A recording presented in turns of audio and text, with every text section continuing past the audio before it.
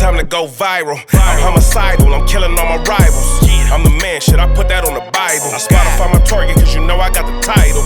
Hey, I'm a Mac too. I told baby shake that ass like she Apple. She said it's real, so she got my name tattooed. House full, so I hit it in the back room. Baby said she needed now, peep the urgency. I want a little Kim before she had the surgery. Leg spread on that hardcore poster. She love twerking, she just do it for the coach. Big dog, bull massive. 6 tray Chevrolet, I'm classic. All these niggas mad at me, that's tragic. The main bitch in the bed, that's graphic. Yeah, we about to go viral. Hey, we about to go. What's the deal? What's the deal? What's the deal? Viral Gang back at y'all with another one. This ain't that other one. Share, like, subscribe to the channel, like the video, hype the video. As always, it's your host that do the most, Mr. Viral himself, aka the villain, because they hate me for my opinion. And I got the bros in the building. LBC Messiah, the great, here to lead the way. Yeah, it's regular, man. You already know what time it is, man. And we got Rod in the building, man. And the newest. Nowhere. We got the rookie of the year in the building, man. Oh, man. I'm trying to shine. I'm trying to maximize my potential. We just got to get him a catchphrase. You feel me? I got to find something that rhyme with Rod. Yeah, and please, with all the pauses, don't be coming with all that outrageous. You know what I'm talking about? Niggas that try to bleed me with that one. Why you say that? They was on y'all ass in them comments. Hey, he got me bled. Niggas talking about your Viral was putting dollars in yeah, putting hundreds in the nigga. This nigga crazy. I'm saying I don't know where he too in content mode. I got no idea what Cuz talking about. The comments is they different, huh? Yeah, they be hitting nigga. You be like, man, you lucky a nigga got thick skin. I don't care, but nigga, No, sometimes you be like, man. Nah, a lot of that shit you gotta laugh at it, cause then it's some shit be so left field. I'm like, how do a nigga mind even work that way to think it is? That's what I'm saying. You just made up a whole scenario in your mind that quick. You should get in Hollywood and write scripts. Like I seen one comment say, man, it's easy to beat Viral in the debate. All you got to do is say, in my opinion, and you won. What are you talking about? In your opinion, but we coming with facts. Like, and data. What does saying in my opinion mean? What you think I can't refute your opinion? I still make you look dumb. Yeah, he's saying you just gonna argue it regardless. For the sake of. Yeah. No, I get what he trying to say. Like, well, it's my opinion. Technically, you can't argue that because it's my opinion. But nigga, if we're talking about a certain subject, there's facts behind that. Your opinion does not make it factual. That's just your opinion, bro. You know how I dead people with that? I do this. I say this shit probably 3-4 times a day when people try to, drag some shit out. Hey, once I understand that you understand from your level of perception, there's nothing else for me to explain. Man. That ends it right there. But of course, a stupid motherfucker gonna keep. But at that point, I'm done. Because there's nothing to refute at that point. That's a nice way of saying, hey, I'm bowing out gracefully. Let's agree to disagree. And that seems to infuriate people more. Because you don't want to engage. You right. You right. You know the craziest thing I be seeing? People come to the page, troll, bleed us. Then I'll be watching somebody else content and we get brought up and then they be showing us love over there. I'm like, what the fuck?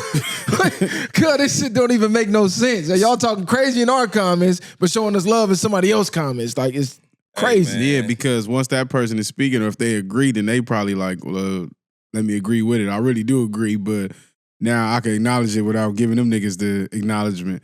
So ultimately, what it comes down to is what we talk about all the time, picking and choosing, otherwise known as a fucking popularity contest. Let's just keep it a buck. The message, people really be on who the message is coming from. The message could be 100% legit, but if it came from somebody that you may not care for as much, it falls on dead ears or you question it or you challenge it for the sake of. But the homie said it, or one of your favorite celebrities agreed. Oh yeah, you know what I'm saying. All of a sudden, now, that's facts because they want to align with that person at that point, or you think you trying to be relatable, or you got the same views. But yeah, that shit wild.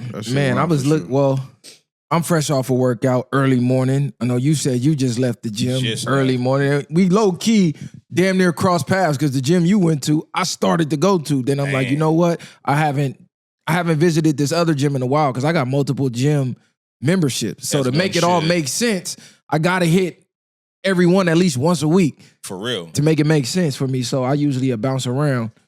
Yeah, I like to frequent different gyms, and I think you should have more than one gym membership, at least 2.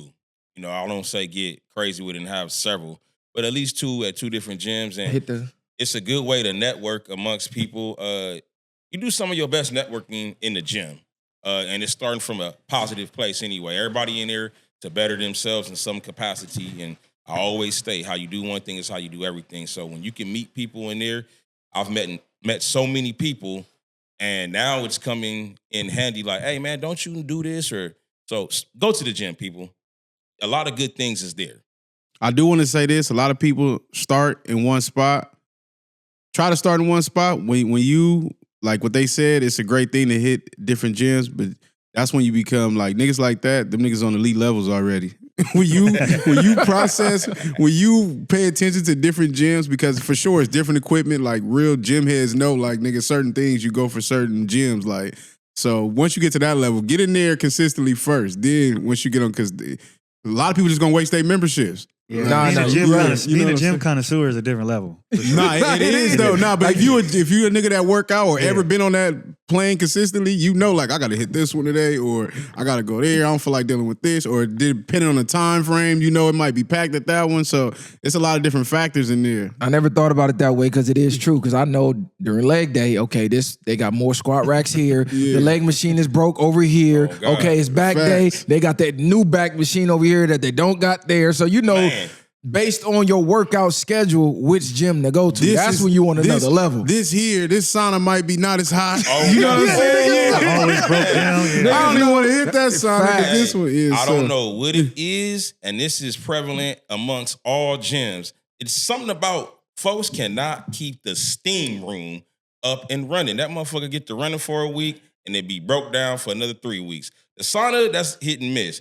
But I don't know what y'all doing in these steam rooms. Please stop. Your steam rooms do be messed up, but a lot of people be breaking the saunas because they think the door. Two, they think it's the sauna with the rocks that you got to pour the water on. And there's a sign over the sauna that says does not pour water, and they pouring water on it. So yeah, it be the stupidity of people that be really breaking the shit. I ain't gonna lie, in the steam room, I have poured water on the look. Let me tell y'all though. See, this why these niggas don't even let me finish. I've never poured it on the rocks or nothing else. They have the little metal piece thing that be on a piece of the wall where you drop a drop of water out your water bottle and the steam comes out strong. Target identified. They got a steam room for steam, nigga. This nigga done sorted out the electrical. No, it don't, nigga. It's made like that. If you know, y'all know what I'm talking about. But I understand the difference. I ain't never poured water in the sauna where you got the wood that's protecting everything. Like niggas be having their shirts over the cold and shit. Exactly. Hey, and I'm gonna say this: shower. Shower. I'm not saying you got to shower directly before you go in a sauna, but shower before you go to the gym. Come on now. I done seen comments of people say, why you showering before you go to the gym? You going to the gym to get dirty. Nigga, you stink. Wash your smelly and that's ass. Rude. That's you rude. go work for 8, 9, 10, 12 hours a day. You stank. You come, you get in the sauna, stank the whole fucking sauna up, and then your stank is getting in my pores. I can't even stand in there when it stank. Nah, like certain facts. races, I'm not racist. I already knew you was finna already know what this I'm not Tell that racist. nigga to get down This is to a it. fact. Certain races, their diets, they eat a lot of garlic, i.e. the Asian community. And when a lot of them get in that sauna, oh my God, I'm in and out. That shit is over with. Nah, I'm gone. I just skipped the sauna that day for sure. over with. Or I'm gonna just go work out a little more until they clear out. Like, because the sauna is that shit is crazy when you go in there. It's like, and those people that eat pork, I'm not shaming y'all. Y'all stink. Y'all really stink. Those who eat pork. Shame them. God said don't eat pork. Hey, they got the most parasites on earth. Y'all really fucking stink. When I can be in a restaurant or a public bathroom, I can smell the shit. I can smell the pork and the poor diet in people's shit. Like I don't know. I just know that smell. It smells like death. And it's the same smell in the sauna, nigga. I know when niggas eat the swine. Hey, what was that Rick Ross interview? He was talking to the TMZ guy. He said, yeah, I can smell a sausage on your breath. You ate a sausage and came to talk to the boss, nigga? Yeah, that's real spill. Nigga, I can smell a pork on you, fucking heathen. That diet is real, y'all. We touched on it briefly. Hey, get your diet right. It has a lot to do with how you smell internally and your breath. Invest in some chlorophyll, I reiterate. Please. Absolute. Please. I got to get that in my my rotation. I started with the beet.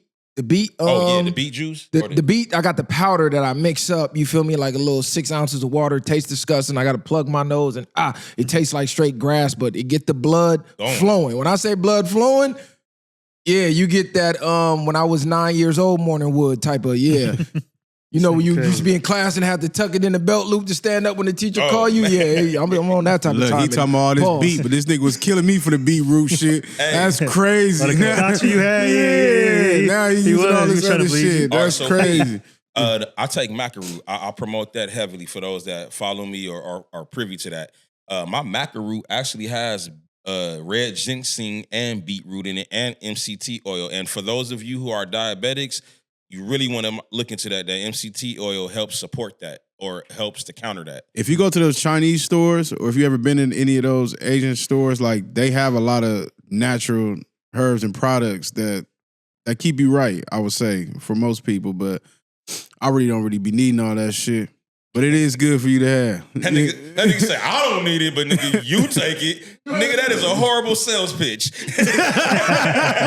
I said I don't need it. So that means when niggas, so they can sell, so if I say I don't need Viagra, but you know what I mean, but it works for people. You kind of got to be the guinea. You got to be the guinea pig. I don't use it. I never said I haven't used it before. Nah, I got what you said. Yeah, but he trying to bleed it, nigga. I had to get you back, nigga. I'm cool with that. I ain't tripping. I ain't tripping. My poor community gonna get on you for that take anyway. Hey, listen, man. Next time you see me, just come up to me with a bean pie and 2 pork chop sandwiches. We gonna be okay. Funny. We gonna be good. But yeah, really sincerely, man.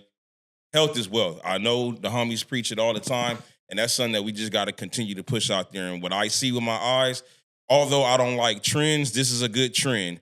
Now, I understand in this health and fitness trend, a minority of people are going to stay on. But the fact that more people are at least attempting, that is gratifying to see, sincerely. I talk that shit about the New Year's wave. Hey, man, bring y'all ass. I just hope you stay. What advice can you give people that's trying to start working out that can't stay consistent or even get started? You know, a lot of people, they keep it in their mind but don't really want to get in there yet. I say as with anything, small victory, small steps. If you're sitting on the couch between commercial breaks or whatever, do some crunches, do some push-ups, something like, just do something. Get in the mode of doing something. First thing in the morning, everybody is parched. Drink 2 glasses of water. Get in the habit of drinking 2 glasses of water before bed. First thing in the morning. When you anxious, go for a walk. When you mad, go for a walk. When you happy, go for a walk. Instead of taking the elevator, take the stairs. Simple stuff. You just got to incorporate it and stop being lazy. Stop looking for the closest parking spot. It be hella parking spots. You know how I know? Because I'm the one that park in the parking spots in the back because I don't mind walking. But a lot of people will sit here. I've been in the car with people. Ain't no parking spots. Yeah, if your lazy ass go back here. So you got to start incorporating it into your life. It's sincerely a lifestyle. Just little things. Don't jump in it head first because you're going to discourage yourself. That's going to discourage any of us. Small increments. 10 push-ups here, 10 push-ups there. If you do that, 10 push-ups every hour, you got a 12-hour day, 10 times 12. Come on now. Hey. It adds up. Get your daily dose of BCAAs, your branched-chain amino acids, you feel me? I got mine. This helps preserve your lean muscle mass. It helps with recovery. It helps with an extra boost of energy in the gym.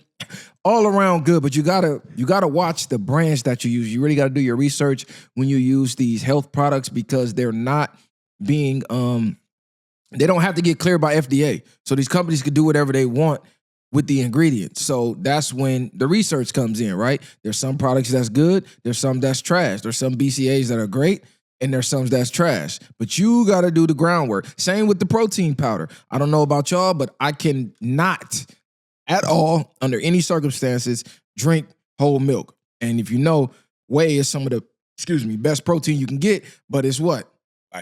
Lactate. So I'm like lactose, unless I'm out the country for some reason. Like they got a different type of milk. The milk we got here, they call it protein farts. If all my gym heads, That shit is no joke, bro. So I use like the What's the other one we be drinking that you put me on that we get from down the street? yeah, that's the MRE, the whole food protein, or sometimes I use the vegan proteins. That vegan hit. It don't taste as good as the whey. Like the Ghost protein, fire. I used to use the gold standard. I used to go to Costco, get the big 5-pound bag. ISO?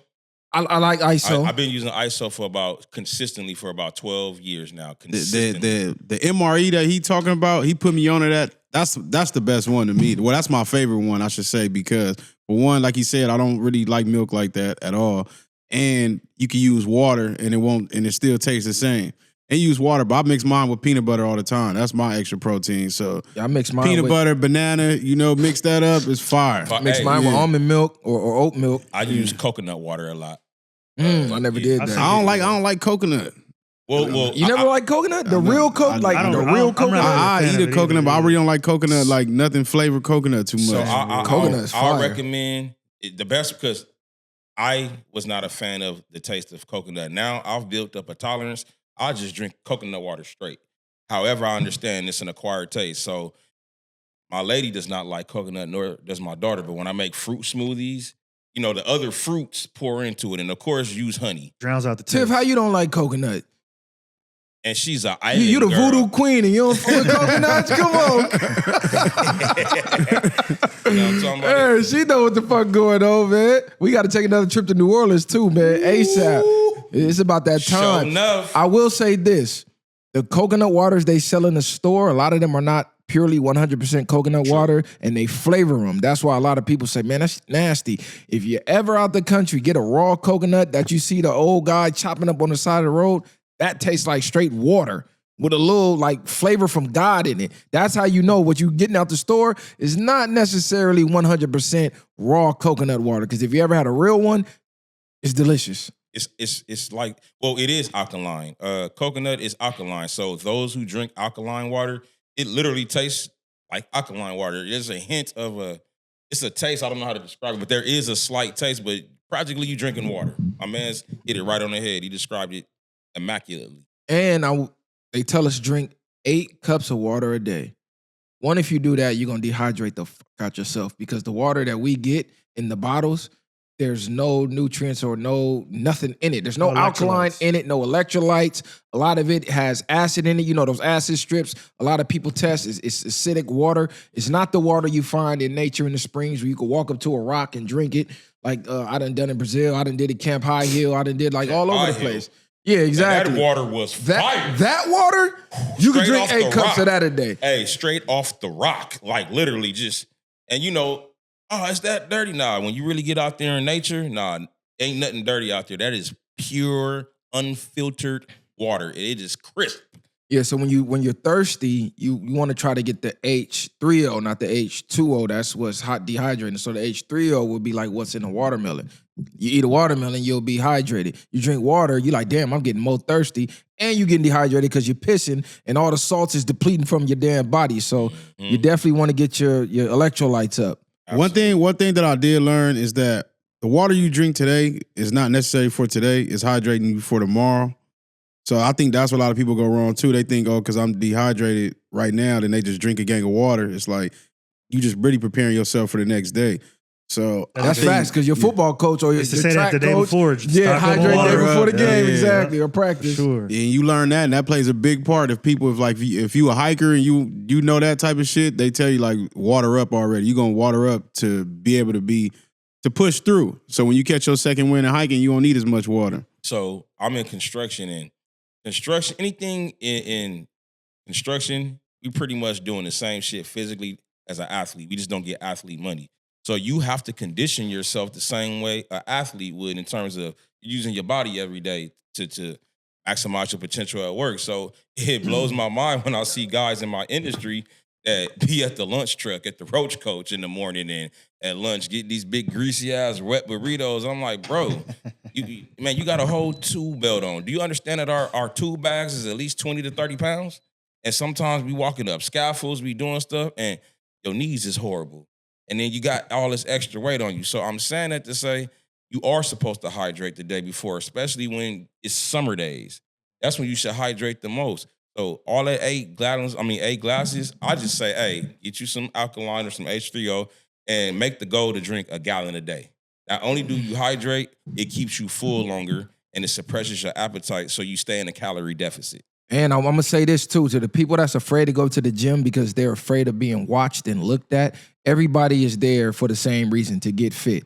So don't ever be afraid to go, oh, they looking at me. They not looking at you, they looking past you. 9 times out of 10, they looking in the damn mirror at their damn self on what they need to work on. And if you fat as hell and you in there, half the time, they be like, damn, good for them. I hope they stick with it. Because that's what I be thinking. Most like, people damn, for sure, finally. when you see big people, though, you for sure rooting for them. Especially the ones that's going hard. You're like, okay, you pushing yourself. I done seen you in here a week straight. You serious. So, yeah. And it motivates you.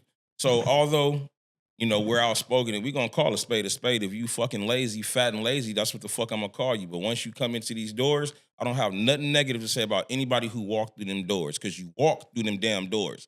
So I explained to a bigger guy in the gym a couple of weeks ago, I said, hey, you do know that you're nothing like maybe your fat counterpart. You and him or you and her are 2 different people. You're here. I don't have nothing to say about you, but motherfuckers that sit there and make excuses and don't get up, you don't think these people in here struggling? I'm willing to help them. Any questions they ask me, I'm more than willing to help. And I've even worked out with people. I'm not charging you nothing because I'm very passionate about this.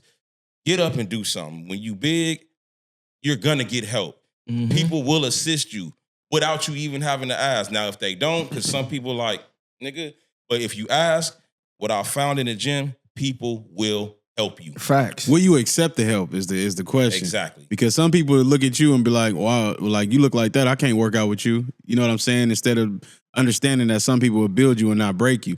So I think that be the main thing. Like you can say if you do 3 plates, I probably can't do 3 plates, but I'm gonna do 5 sets of 1 plate with you while you do your 3 and I do my 1. Yeah, no, I'm just saying, but people would think, he doing 3, nigga. He finna make me do 3. Like comparison, killer all joy. Don't compare yourself to nobody else. I think it's good too for that person that may be more fit in that role to kind of like let them know that's okay as well. I think because there may be some sort of insecurity that they have on that end. So I think when you're in that helping or coaching role, I think it's cool to be like, you know, you don't have to do the same way. We don't got to be on the same level. Again, it's the effort, it's the output, and it's the overall result that we're in here trying to get. We all here for the same thing. So I think if you say that and you approach that when you're trying to help somebody, you come with that approach, they're going to be more open to it than if you compare like, hey, your form is just shit. They're going to be like, what? You know what I mean? So it's really about how you do it. And I'm going to say this, just start today. A lot of people, I'm going to start Monday. I'm going to start the first of the month. It's like you already leaving leeway for excuses not to go. Oh, it's already Wednesday. It's too late for the start. No, start now. Literally, start today, right now. Get it in. Make a time slot. It's 24 hours in a day. I don't want to hear no excuses.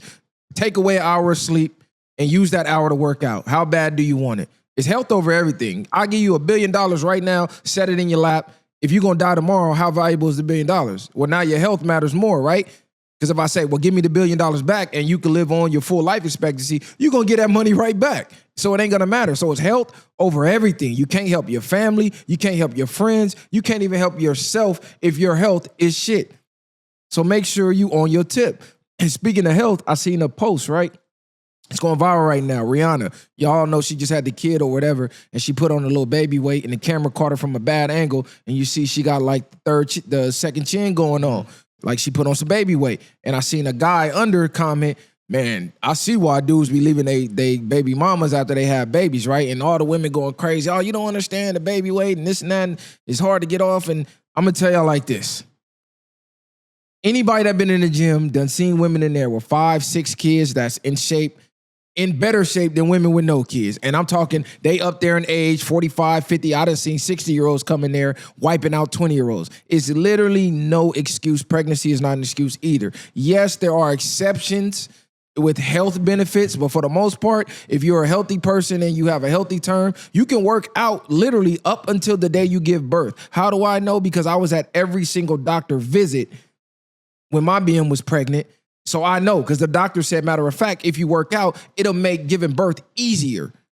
It will. And it'll make your bounce back better. So you can literally lift weights, swim, do the most all the way up until 9 months. So you won't pack on all those extra pounds under your arm and under your chin and all of that. Like, no, really take it serious. And don't take too much time off after you give birth either. Let your little heal up once the stitches is gone or whatever. If you got split and ripped, bam, get right back on it. A lot of y'all take 6 months off, take a year off. Oh, it's the baby weight. No, it's your weight. Oh, God. And all that I'm eating for two shit, because you are. Right. You are. And so why do you keep putting bullshit in your child? Wondering why the baby is born today and that nigga 17 pounds. Well, you remember them cravings that you had? 17 pounds is crazy. Nigga, seriously.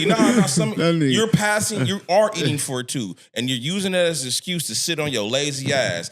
Motherfuckers, like you said, be talking about the baby weight, man. This nigga is 26 now, baby. Exactly. Your youngest child is 19. Facts. So stop the bull crap. I see pregnant women in the gym all the time. As recent as this week, I was at Runyon Canyon and she was doing her thug thizzle. And aside from her stomach protruding, that woman's body, even with a protruding stomach, was immaculate. So I don't want to hear the excuses, the hair excuses for my sisters, and then because that's y'all go on my hair. Oh my God! So you gonna spend $400 on a hair hat, but you won't spend $400 for a gym membership for the year. Hair hat is crazy. Hair hat is nothing because they do be hair hats. That motherfucker come on and off like a fitted. But they crucified Rihanna. I can almost guarantee Rihanna gonna get back. She gonna bounce back. She ain't finna go for that. So I think that was now. What we said was absolutely true. Now that take, which he brung up, that was some bitch ass shit because nigga, she just had the damn baby. Right. And it's Rihanna. When have we ever seen Rihanna not bounce back? This ain't her first kid, right? Right.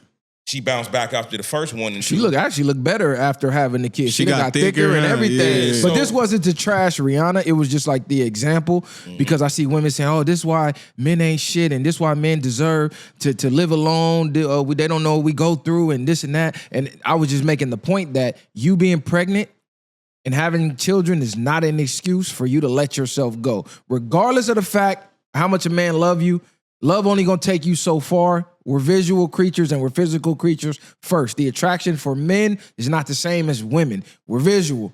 We understand y'all less visual and y'all more with your emotions, not men. Getting pregnant, having kids, no excuse to let yourself go. I'm not saying you can't slip and fall. We all slip and fall. I don't give a how fit you is. You done slipped and you done failed somewhere along the journey. But the point is to not get stuck there and to bounce back. And a lot of things that happen is people get stuck there and they got a lifetime worth of excuses. Like you said, your son is 35 now. You still this talking motherfucker, about baby the lead carpenter in his union. You still talking about baby weight. Fuck is you talking? Of course your man is out here fucking these young hotties. Yeah. You ain't even trying to compete. And since we talking about segueing into dating and still fitness, for all you dudes that like these IG models and IG looking models, nigga, they're in the gym, whether it's real bodies or not. But the IG models are in the gym, the real baddies with the real bodies. You got to understand, the average workout, an hour to maybe 2 hours. If you go to the gym 6 days a week, as I do, that's 12 hours around the most beautiful women in the world, in your city, in your county. Because the reality of it is when you walk out of those gym doors, the average person don't look like 90% of the people in that gym. So you got to understand, when you're in the gym, you're in there with the most attractive women and men in the world, quite literally, or your city. So for all you guys that love the baddies, I'm not saying that should be your inspiration. It should be more than that. But hey, you're chasing bitches for everything else. You're breaking yourself for them. Why not go to the gym for them? Nigga, you're going to get something out of it. Not only are you going to get better, I'm telling you right now, when you're fit, you attract a better quality of people, whether it's romantically or otherwise. Sincerely, especially now for you ladies. Every lady that I've talked to, they've openly admitted when they was bigger and they was talking all that, I'm a big girl shit. I'm happy they can admit it now. They was capping. Lizzo. And they feel the difference now. And they've literally told me themselves, I didn't have to ask, hey, I noticed I attract a different caliber and or quality of man now. The same works for men too, bro. I'm telling you, now when you are of a quality of person, you're going to have your pick of the litter. But you're definitely going to attract a good quality versus when you in the middle somewhere, you low vibrating. Every broad you meet, low vibrational. That's just how it works. No, literally, because before you open your mouth, you're judged on how you look. So like you said, it has more to do with just catching women or just catching men. Even in business, statistics show men who are fit typically will earn more money than men who are unfit in the very same position, strictly because people will see that person and go, well, he's disciplined with his health, so I know he got to be disciplined with everything else, versus a fat, sloppy, don't look like nothing. It's like, you don't even care about your own life. So I know you probably 9 times out of 10 don't care about my money, let alone your own. I'm going to want to do business with that fit guy first. So before you even open your mouth, you're being judged. Dude could literally get out of a $100,000 car. You could jump out of Honda. Guess what? His woman, if she see you fit, he fat, she's still looking. Not saying she going to leave with you, because she ain't gonna fumble her bag, but trust me, you gonna get her attention. So just imagine you got that $100,000 car and you fit. You in the top percentile of everything. Man. You should want to do everything at a high level. And don't just be a musclehead, fellas. It's cool to be buff and all that, but don't be a brute. You gotta your mind gotta be as sharp and as strong as your body. Because it's a lot of cats in the gym. I left that part out. They work out, but them niggas is stupid. Facts. They're stupid. You got to remember, we're in the locker room talk, barbershop talk. And some of the things that, I talk about with people similar to what we talk about stuff that matter. We're not going to sit here and talk about futile stuff. So when I'm spitting what we spit now amongst peers in the sauna and locker room, you be looking at dudes that's looking like, what does he mean go to bed at 9 o'clock? Yeah, nigga, go to bed at 9. Nigga, what are you standing like stupid, little simple shit. So sharpen your mind, y'all. Read, get that shit going when you in the gym. Get a good audio book. It's cool to listen to music. Fuck that music. Read a book. Listen to an audio book. Get your vocab up. A lot of you niggas can't even complete a sentence. Like, how you do one thing is how you do everything. So the reason why I press the gym, because by default, it forces you to become a better man, a better woman. By default, you're just going to be better in some capacity. So add to it. You'll start realizing, oh, you ever come home from the gym and you just start cleaning shit? You be like, man, I could do this. And it just starts your day right. It gets you going and motivated to do shit. That's why I like to go first thing in the morning, because it sets the tone for the day. And it leaves no room for excuses not to go because you're tired. Because you have the most energy when you wake up.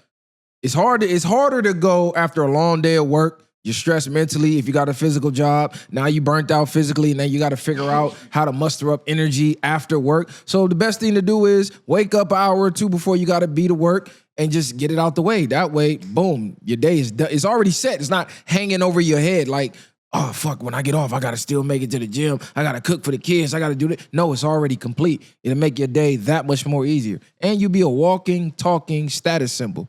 Being fit is a status symbol. It's like having a Benz key. You're the Benz key when you're fit. Because ladies, it don't matter what you put on when you fit. Your body is the outfit. We don't care what you got on. All right. All them logos, and that don't mean nothing. You could be Gucci, Fendi down. If you fat and out of shape and she come over here with this Target 2-piece, guess what? She killing you off. Real quick. With a $40 outfit, and you just went and spent how much? For what? And those who get fit, once I start really getting fit, that's when you start, it's a maturity thing in terms of baggy clothes.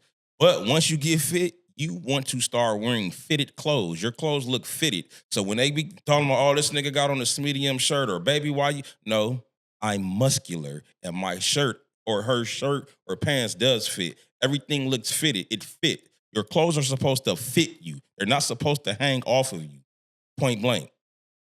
On another serious note, I seen something about the Ring cameras now, about them trying to double back and basically say that they're not doing business with the FBI or nothing no more. Yeah, because all the outrage. Yeah, I guess they took away whatever partnership they had with police departments to have access to the Ring cameras or something like that, because of that whole commercial. Got a lot of backlash because, what you were saying, what was in the commercial was that your face was gonna be able to be plastered everywhere pretty much through the ring, right? Right. To find the dog at first, but our assumption and hypothesis is that it will be humans that'll be the people plastered up on the Ring cameras, right? So I think a lot of people during the Super Bowl saw that commercial. It was a lot of backlash, and that's why they're changing it now. But who's to say they won't sneak something back in and flip it back again? Because I look at it how we always talk about it. Like, they got to show it to you first before they choose to do it. And now it's like it's triggering for me because us knowing that type of knowledge is like y'all still gonna do it regardless. Y'all probably was already doing it. Now you feel like you have to let us know you doing it. Now that we know that you're doing it, you're gonna you can use any flattery words to make us feel like you appeasing us, but at the same time, y'all don't really give a fuck. Y'all gonna invade people's privacy anyway. Right. You know damn well they still using that technology. If y'all do any type of deep dives on the beliefs behind the scenes of how to avoid karma from the people that's in charge, like bro just stated, I'm gonna tell you what I'm doing.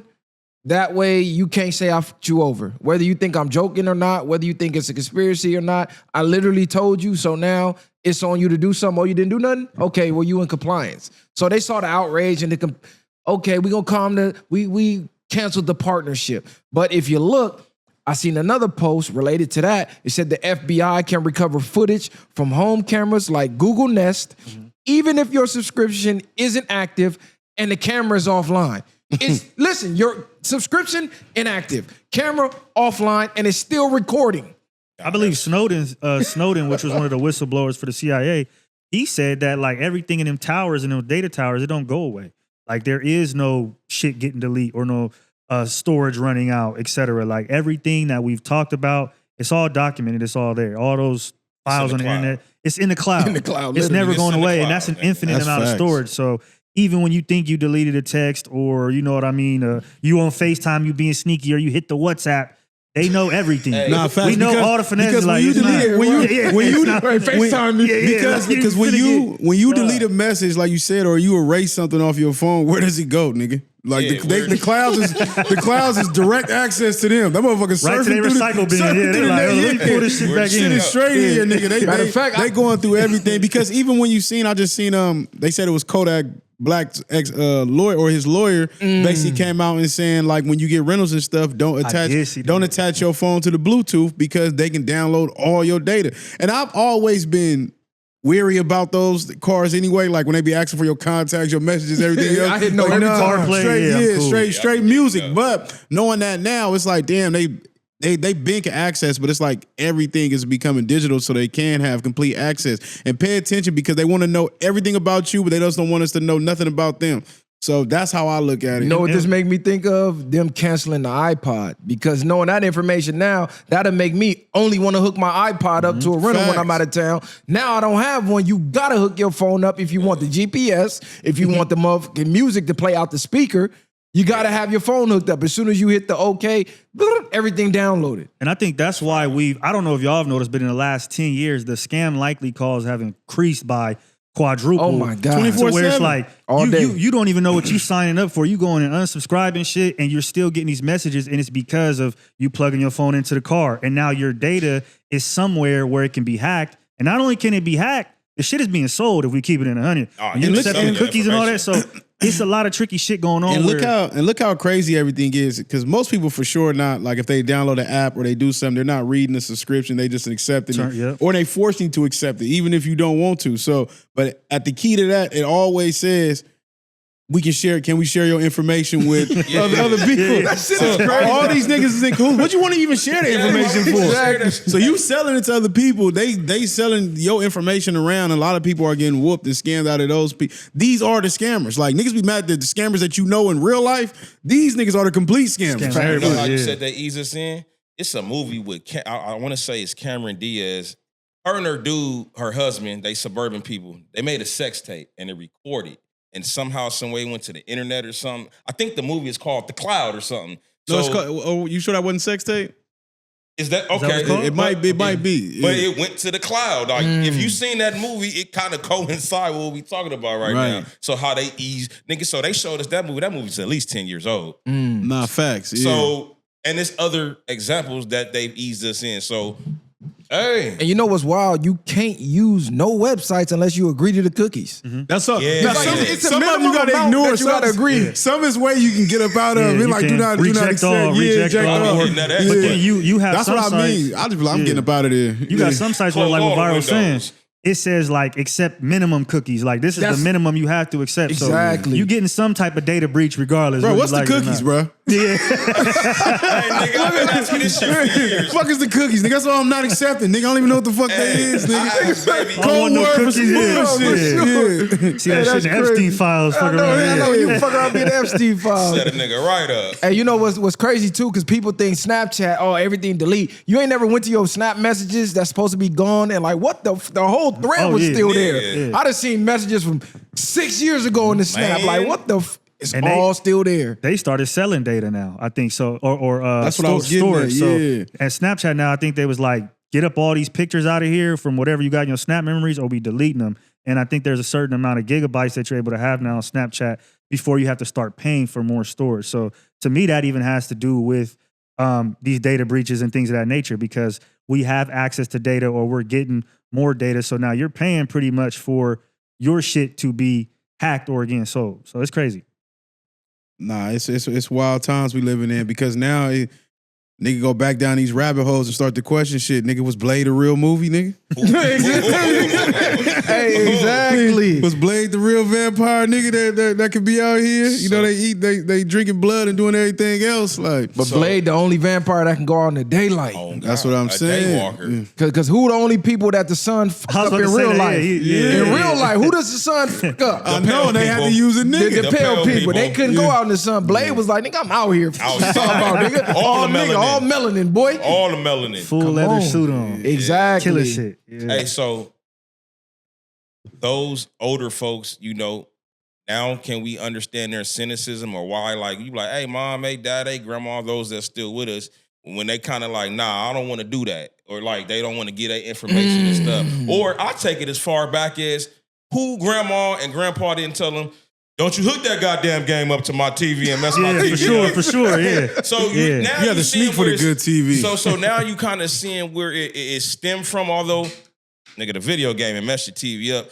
But it kind of gives you some insight to what we're going through now and why older people are hesitant to want to kind of indulge in this new way of living, because we live in a technical world now. And A lot. That's a great point, because I it's a got older double-edged people sword, though. that don't even want a bank account. Like I know they don't want me to tell them who they are on here, but I got older Money family in the members. mattress? Yeah. They don't want a bank account, and when I got to send the money or something, I got to drop cash off. I'm like, Yeah. man, get a fucking Zelle. Get a They nah. won't do They it. don't want none of that. And really, Yeah, they the because- smart ones. We the Yeah, dumb agree. ones. Niggas got money Nah, orders and that's shit. facts, Niggas still use because shit like because that. people be cleared out too much, and it's like then the banks will be like, well, we can't do nothing about it if they ain't investigated enough. I want to get back to what you was talking about with them TVs. I think it was more of a problem because.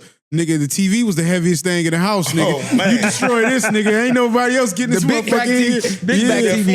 Big, That shit used to sit in something. You had to put that shit in the chest. Man, shit. We had our shit in the chest. nigga. Facts. Whole Big ass entertainment block center. TV. Yeah, you know the big ass entertainment system? Oh God! And then them TVs they wore out, and what niggas do? They don't move it. They just put the new TV Right. on On top. top. of the Yeah. TV. Or that one go to somebody's room now. I'm like, Yeah, look at nah, this. facts. I'm You gotta home now. Bang Yeah. the side of that Yeah. motherfucker to get the Yeah. picture right. Hey, one of them fell on me when I was like 7. God.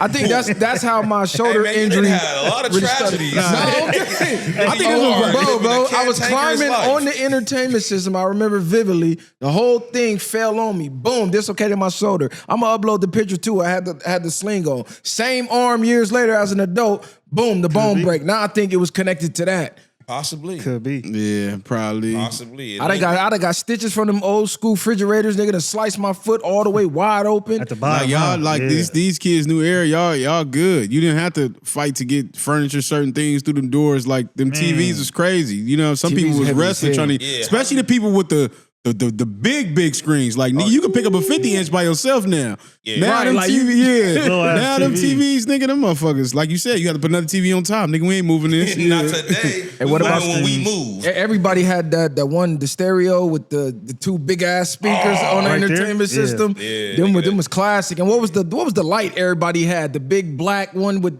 it kind of curve over with the 3 lights. I can't recall what that one is. I'm gonna pull a picture up. You know, every black talking about the family old had the school lights, same yeah, in the fucking house. living room setup with the picture with the Oh, with the black with the everybody dark, dancing yeah. in the It was jazz in my hall. house. Oh, yeah, Everybody yeah. had one. Okay. I think I seen that on. It was a Good Times. Like that. You're talking about that art from that Yeah, artist, yeah, right? exactly. That era. Everybody family had the same shit. Or And niggas that going paint- with the that James painting. Brown. Niggas had a James Brown puppet Or they had the Black Panther shit. I don't know if y'all ever been in them cribs. Yeah, the Black Nigga Panther. playing Black the Black Panther, Panther on a damn counter. Everybody had them Black or on a Panther. fireplace. You be like, damn, this nigga really Or doing the it. table, the glass Yeah. table. You used to have to spray it with the Windex. Moms make you clean it with a newspaper, nigga. And every black household, usually it's been in the garage. It's either I've seen it in the barbershop or the garage. But what's that picture with all the great blacks? Yeah. Malcolm X, Malcolm, Muhammad Ali, Martin. Martin. Every family got that. It's either going to be in the garage or it's going to be in somebody's barbershop. That's Grandma's got the plastic on the couch and you can't even sit on that motherfucker. Fuck, you got don't these let white it couches in. for I can't sit Don't let in. it be summertime and you fall asleep on that Sweating. Sunday when grandma watching Xena Warrior Princess. Nigga like, I don't want to watch this shit They, football said, on. they used to say, I seen a tweet that said, sleeping at your grandma's, that's the scariest, best sleep you ever get. Shit be creaking and shit, nigga. You still be sleep though. And she got the little candy bowl and it wasn't Right nothing but there. the butterscotch left in that Man, bitch. butterscotch and be mints, fire. nigga. You get lucky with the little, what was they called? The little red and white Strawberry cream? ones? Yeah, the little cream ones. Yeah. Or the cookie jar, that big ass cookie jar. Oh, niggas is murdering that. Yeah, them used to be fire. Murdering that. Matter of fact, I had found one of them jars. They was taxing for them motherfuckers. I'm like, hell no. They was like, damn, they're $30 for the little jar. All shit like that has became trendy now. It's crazy. It's like every regular day shit. You got white girls on TikTok, making this shit popular, and now they uppricing it where it's looked at as a style thing now. So Right, like everything that we used to have double back. Yeah. Like I was at this event yesterday. It's All-Star Weekend in LA. I went out, boom. Ironically, I didn't even know it was next to Snoop Dogg clothing shop right across the street from SoFi. I'm like, damn, what the okay. It was Jill Scott album release listening party. So, all the natural hair baddies was there. You feel me? The incense playing women. It was a lot of single women out there on some Valentine's Day. So like Rob was saying the last episode, if you're single, you should be outside right now because should they be outside. out there, bro. But we go put my comment hat on and slither through there. oh now. God. The reason I brought it up because the whole shop had vinyl, it had CDs, and it had cassettes. It was like walking into a time machine and you could just feel the, like Kylie like to say, the nostalgia. It was crazy. And I'm like, damn, this is why music just don't hit the same. Picking up the CD again felt crazy. Like bro had responded to a story because I still remember the day we went and bought Blueprint 2. Nah, for sure. With the I remember. Dipset CD. Yeah. And I'm like, damn, this is really, this is like, you could feel the music. It's hard to describe. If you didn't grow up in that era, you're not gonna know what I'm talking about, but it makes the music better. I don't know how, I don't know why, but having the physical copy, it make the music hit harder. I believe It probably do. It for sure do, but like we said, it wasn't oversaturated, and it was more of a. Even if it wasn't a big experience, it was a small experience. You get the book, you get the booklet, you get the songs. Depending on who CD, you got the DVDs, and we used to save up our Artwork, last yeah. little dollars to go get them damn CDs. So and then we actually listened to all the music. So that was crazy. I seen him. I'm like, damn, where the fuck this nigga at? Like, cause it took me back. Cause I'm thinking about the Rockaware case. The CD, burning it on the Xbox. Like, I'm just like, damn, we had both of them CDs, and I CD remember all the player. songs on both CDs. That was crazy. And what else went along with actually buying a copy of the CD? See, for those of y'all who don't know, there's something called Warehouse. And so, particularly the one in Lakewood, I met Sugar Free, Bill Goldberg, whoever was the hottest at the hot, they would pull up at the Warehouse. So you could go, not only purchase the CD that day, if you got lucky, nigga, Sugar Free might have been there. I can't recall which one it was. Warehouse was still open. It was Sugar Free's second one, the one with Don't Fight the Pimpin'. Okay. He was at the Lakewood Warehouse. That's the first time, not the last time, but the first time I ever met the P himself. You know what? That's crazy because artists did used to be at certain Sam Goodies and warehouses Correct. signing autographs. Like what Yeah. J. Cole doing right now, driving around, signing the CDs. Artists used to do that. Used to set up, you go buy the CD, they'll take a picture with you, give you a t-shirt, sign it. That's crazy. That was I more forgot so. about That was that. more so. doing That was before so they really put the labels on it. I don't think they was really calling it meet and greets back then. I think don't it was know just like it's like album promotion, I guess. Well, I Yeah, think it was a because the part of label, the labels pushed that kind of thing. It was like, we're gonna set you up here. It was all structured for it to be so. But now that became more digital and the label has less control, things are way less structured where you kind of just on your own program as an artist. You don't have necessarily any press run set up or any certain spots you got to go and hit. You just creating it yourself with your own team, what works for you best. And that's how niggas is rocking. That's why some niggas won't pop out and do no autographs, but some will go and take that grassroots approach because it's what works for them. Why- Kendrick was doing that. The last time I really seen that was 2011, 2012. Kendrick, Good Kid, Mad City. From He that did point that? on, Drake Yeah, they was doing that. Take Care. Before Take Care, what was it? Thank Me Later. They was doing all the meet and greet shit still, but after that, stop. Why y'all think CDs didn't turn out like cassettes? You know, a lot of older people from their time, they keep all their cassette records. They might have a cassette player. You think that's just more old fashioned and old school? Instead of like us, you won't find really too many people with CDs in their house and radios. And then now it's like the way we see things now, like when Blockbuster, all the tapes, like some people kept their tapes, some people kept certain things. And now I'm starting to think like, damn, maybe I should go out and get some of that shit for the future. Cause you ain't no telling what they gonna do with a lot of this stuff. They I had think it for it's sale. convenient. I think with the CDs thing, unfortunately, that's in an era that's smudged in between the records and then streaming, where it's like the record, like you said, you could pick it up, put it on a record player. It has that nostalgia to it. It's like having a piece of the artist. And then you go to streaming where it's like, I can access this from any part in the world. You know, I can send this to anybody. Anybody can have this music, whatever the case is. And then you talk about CDs that's in the middle, where it's just like kind of like something that was just mass produced. You get what I'm saying? Well, why would I need a CD when I can either have actual artwork from the artist, like a record, or I can have it just on my iPhone? And then with all the cars and the way things go now anyway, it's really just no place for them no more. I'm only saying that because imagine like, all right, when Game dropped the documentary, he also had the behind the scenes footage. You know, 50 dropped Get What You Die Trying. He also had the DVDs, the stuff that you only can see, because if they wipe the internet right now, all that stuff is gone. It's gone. It's over with, right? We just think, oh, I just log on to YouTube, but really you don't own nothing. I think when burning CDs got popular, that's when I stopped really keeping up with the real copies, or if it got damaged, I wasn't in a rush to go buy it again. I'm like, man, I'll just burn it. I used to have literally a case with 100 burned CDs. Facts. It gets scratched, I'll just burn it again. They go to 99-cent store, get all the CDs. Yeah, the whole thing. Did DJ Clue have something to do with that? I was reading something on Twitter earlier about him, and I forget who else it was that had some charges against him because of the mixtape era. Drama. That was DJ Drama. He caught that Fed case.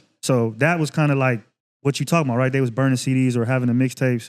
And I think somebody was making a correlation to that case was kind of like a buck breaking of that era of the way we did music, because they needed a way to push out, you know, illegally made CDs and bring in a digital era. So they taxed them, or you know, they did them dirty to say, hey, we putting this, you know, into this, and we're gonna switch over to the next thing. Like, what y'all think is gonna be the next phase after streaming? Because now you're already seeing record execs saying streaming is dead, it's over with, right? We're going to the next phase. What is possibly the next phase? Like, are you going to download songs straight to your brain? Like, they going to chip you and you just think of a song and it play? So, some to that extent, or with gaming and music, somehow they'll allow us to, like, say they shoot a music video and they have a concept, such as a video game, they'll have us to where we could be in the music video. Some crazy shit around that. I believe that's the only next step you can go, allowing us to be an extra in the movie. Let's go see our favorite movie, and somehow they can have us interact in it. Well, China just dropped the new technology where you can direct and create your own movie in minutes, and video game, crazy, your own video game in minutes. Literally, they was like, "Oh, movie directing is over." What is like, we doing over right here? now? What is niggas doing over here? Like, what are we creating over here? Them niggas over there doing some crazy You shit. didn't see that shit? I did, but that's That what I'm shit like, is what are crazy. we doing? Well, it was already known. And so I would assume that they're that much further ahead of America. But hell, back in 2005, I was watching something on 2020 when they were talking about America's educational system and how other countries, pretty much a senior here in America is at actually a 7th grade level in another country. That shit. So they got us at that time. That was China. And I remember one of the Switzerland kids on camera. He was like, yeah, Americans, yeah, they're stupid. So I just want y'all to know the rest of the world thinks we're stupid. You're not lying. They think we stupid, but they know that we're profitable and all that degenerate. But in terms of culture, that's why people move over here from other countries and they send money back home. They come over here and make millions, and then they build in their country. And it makes sense because they don't want any of our American values. This is not about a race thing. American is a culture. And so if you're from here, we're of the culture, all of us. They look at us like Sodom and Gomorrah out here. Yeah, man. The No Child Left Behind program, that's where it started. Oh, you can't read? Cool. Keep going with your friends. Like, this little nigga dumb as hell. How you passing him to the next grade? He can't read. That's how you know it was fucked up and we was headed for tragedy. But I had seen that same little what you saw about the kids. Yeah. They were showing China what they doing in the 5th grade, Man. Switzerland, and what they doing in 3rd grade. Like, what the? These little motherfuckers Killing us. smarter than the high schoolers out here. Yes. It's crazy. And they was learning trades. They was learning like music. A lot of them, they had classes outside in the elements. Third graders out here just falling on the ground, just over and over, just falling on the ground. Tongue blue as shit. Just niggas ain't yo shit. That shit. The thing with them other places though, they very strict and they make them disciplined at super early ages, and everything they doing they have to be strategically. Just everything has to be in line. And I think it has to make sense. Even when you think about the algorithms, the things they're able to even focus on, they don't have the free will as these children out here. These children are damn near now allowed to do anything they want to do. For the most part, them, they meditating and shit at 8 years old, and they out there doing a lot of stuff, and they doing physical work. So I think they programming them to be a certain way. And then I seen somebody going viral because they was out there. I think it was in China or something. They're like, damn, it's like I just teleported to the future because they got so much ahead on technology and stuff like that. But he was like, it's very peaceful too also. So clean too. Exactly. Yeah. Depending where you at. They have parks at 10, 11 o'clock at night, but the city is lit up like how New York could be at night downtown. So I just think a lot of that is different when it comes to us out here. And that's why I tell people all the time with your kids at this point, you have to really be involved on the work outside when they come from school. Because if you're not doing nothing then, they're gonna grow up with the habits that they programmed them to be. Hey, breaking news for anybody that's in the tech, you definitely gonna want to hear this. I went on Amazon the other day to buy another SSD external memory drive. They usually range around 75 to 150 for the good ones, right? The high speed ones. Bro, I was seeing prices $400, $500, $600. Mind you, I had just bought one from Best Buy not too long ago. Like I said, it was between 75 and 150. The exact same one was for like 600 something online. Immediately I knew something was off. I'm like, what the fuck is going on? I go to Best Buy. Same prices. So if your kid got a PS3, the external memory drives was like $400-$500. And what happened was they say AI memory is sold out, causing an unprecedented surge in prices. So they say this year, there won't be enough memory to meet worldwide demand because powerful AI chips made by the likes of NVIDIA, AMD, and Google need so much of it. Prices for computer memory or RAM are expected to rise more than 50% this quarter. And dude at Best Buy told me it's getting worse. So literally overnight, prices doubled and tripled. And he said these AI companies have bought up to at least 2 years worth of the chips that is required to make these external drives for you to have extra memory. And he said they're just stockpiling them. A lot of the companies ain't even using them. They coming in and making these massive orders and they're just stockpiling it. And we getting hit at the register for it. The same thing happened with the cars. You remember not too long ago, all the used cars when they said, oh, it's a chip shortage. And the car prices shot up and CarMax was trying to buy your car and everything. Same thing going on right now. They juicing Americans right now.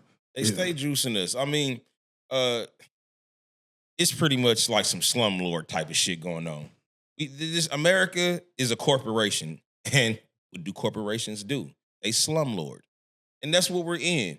As you stated earlier, until the people stand up and get this revolution popping, whatever that is, it's gonna continue to happen. And then let's just keep it real: the people that is in our government, nigga, they fucking shit up because nigga, you're rubbing the rest of the world wrong, man. Don't nobody want to fuck with us. That's why our shit is expensive. Because don't nobody want to fuck with us. We got shit, but the rest of the world got shit that we need too. And the rest of the world then got on the same page and said, hey, fuck America. Plus, they already didn't want to fuck with us anyway, rightfully so. So now this is the opportunity. And unfortunately, in America, we're getting taxed for all our goods, eggs, devices, everything costs. Everything. How do you run out of memory? Like, how? Yeah, I was going to ask that. This is the kind of thing that makes me wonder, is the result of AI worse than like the people trying to create AI in the process? Because I've seen the AI data centers taking a bunch of water. Now we see this report. We've seen multiple things about AI affecting people and the planet in a negative way. So it's almost like we haven't even gotten to the full effects of what they've tried to create, and they've used so many resources. Is that worse than the final effect, damn near? Will we even be here to see it at that point because we'll be so financially drained, spiritually drained, mentally drained by that point that it'll be over with. That's kind of how I feel about it at this point. I think AI is becoming more in a negative space if you're not using it for something beneficial for yourself. And I think they allowed too many people to have access to it too fast and too soon to be able to do anything with it. And I believe that was all by design. I feel like they're creating AI and they're using it for nothing that we think we can use it for. Like the type of stuff that they allow us to do with AI, they are 10 times ahead and you don't have access to that. So I think they're allowing us to distort our realities. You thinking it's like niggas acting like kids with this shit. And then like we was talking about before, how people fake pictures, like you can create a whole, like I nigga act like I'm on vacation right now with AI. You know what I mean? And then they gotta be mental because people get these pictures and make the backgrounds and everything else and you feel like you feel good about it. And this the crazy part though. How is this even legal? Because you didn't ask citizens if they was even cool with this. It's like when the major corporations were buying all the houses, reselling them to themselves, to their corporation, and then driving the prices up to where every working day class people couldn't afford the same home because they bought it all. So that now, was in 2009, right? No, that's like Not going just on now. happened. That just happened. So Yeah, that's been going on. Okay, so what was that shit they was doing in 2000 when It was similar when it crashed. All right, we can get into that. But basically, the AI companies buying all the chips up. So if you just like say you were just a casual content creator, now you're being priced out of memory that you need to create your content. So a lot of content creators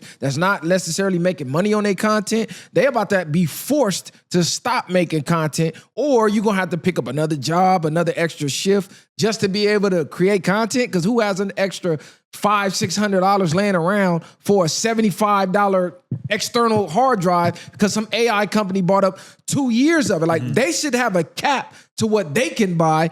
And it's affecting our pockets at the register. That don't even make no fucking sense. I agree. And I have this here pulled up from the Lincoln Institute.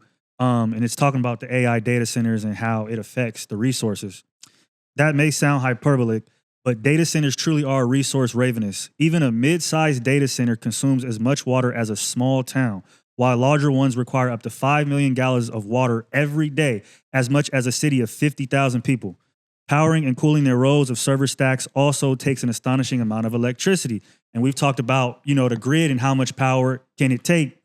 Then you have a conventional data center.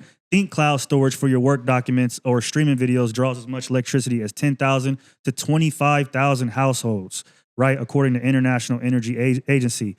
What else do we got? And then we talk about the land that they take up. So unlike actual clouds, data centers requires land.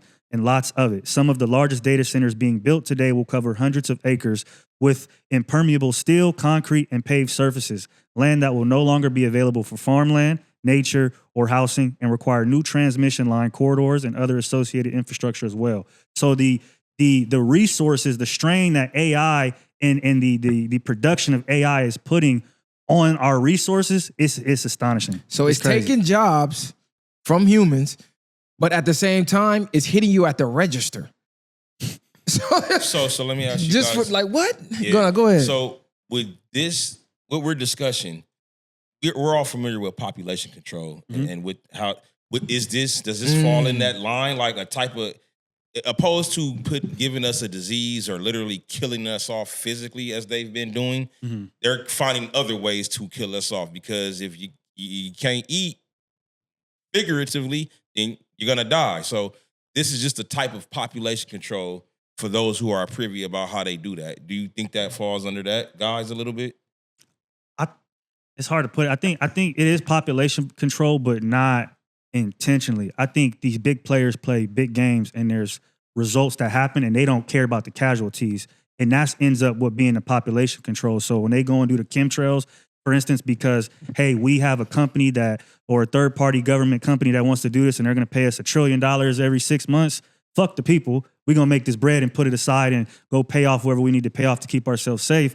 Then that's when the population control comes in, but it's almost like they're not even damn near thinking about us. They're just doing what they're doing, and the result of it is us dying out. There should be a tax. My bad. I mean, go ahead. Yeah, but I'm waiting. I'm trying to formalize my thoughts. Okay, yeah, there should be a tax for the corporations, and it shouldn't affect the citizens because we don't control this AI shit. And there should have been like some type of vote or something on this because why the fuck I gotta pay an extra $500 because some AI corp wants to stockpile the memory?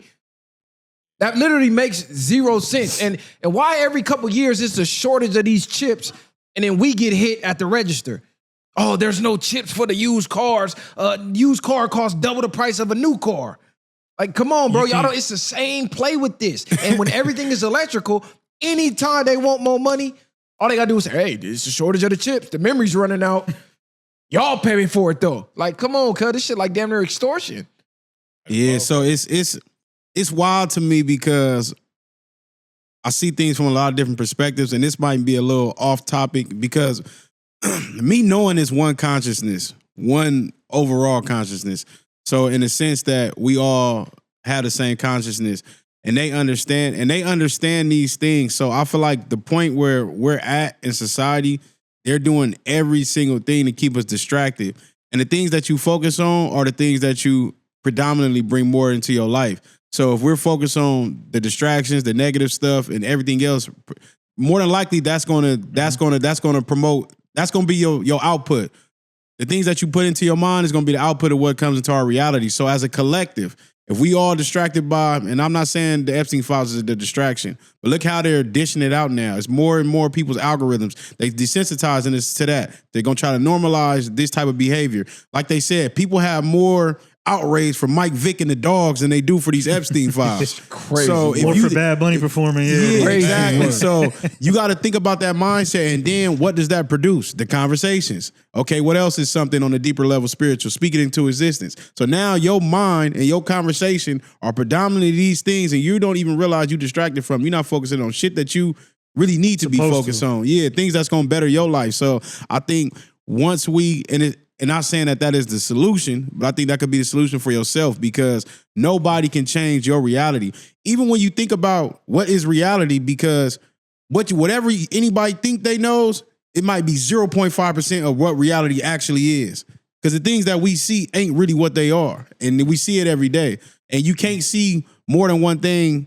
I can't never see the world the way you see it, and vice versa with all of us, because our consciousness is going to make us see it a certain way. Bro, the Epstein file shit is so crazy. They just dropped the cure for cancer and nobody said nothing. Pancreatic, huh? Yeah, they said like five. They said five different countries. Like five different countries. cancers. Yeah, they're like, oh shit, here go a cure, another distraction. That's how crazy this shit is. They just telling you anything. Motherfucker just said they found a 1,500-pound giant. Did y'all see that? I don't know if y'all saw that theory floating around, but I found it interesting about how the vid was Jeffrey Epstein's kill switch if he got caught up. Y'all seen that? No, I didn't see that one. So the theory pretty much is that Jeffrey Epstein, him being rich and having the connections that he has and being a donor that he is, he was able to get some of the smartest minds and have them create this this disease and say, I'm gonna hold this and I'm gonna go around, I'm gonna tell people pretty much, if I do get caught up, this is the way that I'm going to come back. So let me get out of this, or I'm gonna hit the kill switch, and that's when it's gonna be the vid. And they're saying that, when he started getting heat on him, that's why he released it. I don't know how real that is. It's very interesting because he is I forget what school he went to, and then Are you talking about his DNA was in it? That's what I seen. I seen that his DNA was in those shots. No, I saw that he had spoke to some scientists to have it created to use it as a kill switch if he got caught up. I don't know how real that is, but in the files they saying he got exposed. Then they seen, I don't know if y'all seen the picture of the nigga with the long gray hair. I don't know if that's alive. AI. Nah, Aiden Ross alive, just came out. Aiden Ross said he's still alive. Aiden Ross says his sources says he's still alive and he was over there in Israel. Like he was like, that shit real. They faked his death. But really think about it. It's like they make us, people feel like they're involved when it comes to the government, nigga. You damn near can't even just walk into certain government places or spots or buildings, nigga, without getting approached, nigga, violently. So to think that they are doing things to share with us for our benefit, they're doing everything to show us that they're doing nothing in our benefit, and people are still begging for information from them. Like I said, I feel like the government only gives you things that they want you to know. They're never going to give you the top secret classified stuff. And what happens to the people that ever try to leak that? The whistleblowers eventually get knocked off. Unless they see that you got too much influence, you gone. Or if they might condemn you as crazy and people can believe that, the same way they've been doing David Icke. other than that, they're not giving us nothing they don't want to give us. Like they already been giving us these things in movies Facts. and everything else. Nigga, and like they said, when you was going to church as a kid, they was already programming you to think you was drinking the blood of Jesus. That was So, crazy. Now you think about it. I'm eating and Jesus. and then you see a lot of stuff on these Saturday Night Lives. You see them playing like the dude he had the baby, ran and took the baby and like eat the baby. Like, but people are thinking this is all laughing and jokes, but they showing you in your face they not playing. Like The Rock, he said, "Oh yeah, I eat kids, but only up to 10 years old." Oh right, no, I'm just playing. But then it's like to the point. Okay, now we know we know all this information. If we not doing nothing about it, like we were saying earlier, yeah, it's easy to say, well, you find a solution, but you have to do it as a whole, as a people. I seen a female that had the clip of what's the movie? It was with the grasshoppers, but the dude was basically in the movie. It was the grasshoppers and the ants, and the grasshoppers was sitting there basically saying like, I don't know if y'all remember the scene, Ants, right? Or you talking about ants? Bugs Life That's or what it Ants? was, yeah. Okay. But they had the grasshopper scene where he was like, they was like, we shouldn't worry about these little ants. And one of the main grasshoppers was like, nigga, I'm not worried about the ants, but he was like basically worried about what happens when they get together. If y'all know what scene I'm talking about, he threw the pebbles out and then he finally opened it and they flooded.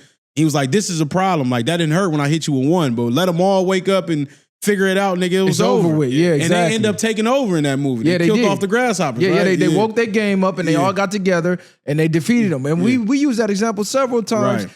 And that's just to let y'all know, instead of saying, well, what you gonna do about it, it should be, well, what we gonna do about it. Everybody looking for one kamikaze to go take down this fucking force that's running everything. Like, y'all niggas just sound dumb. I seen an interview on Joe Rogan. I forget the dude's name.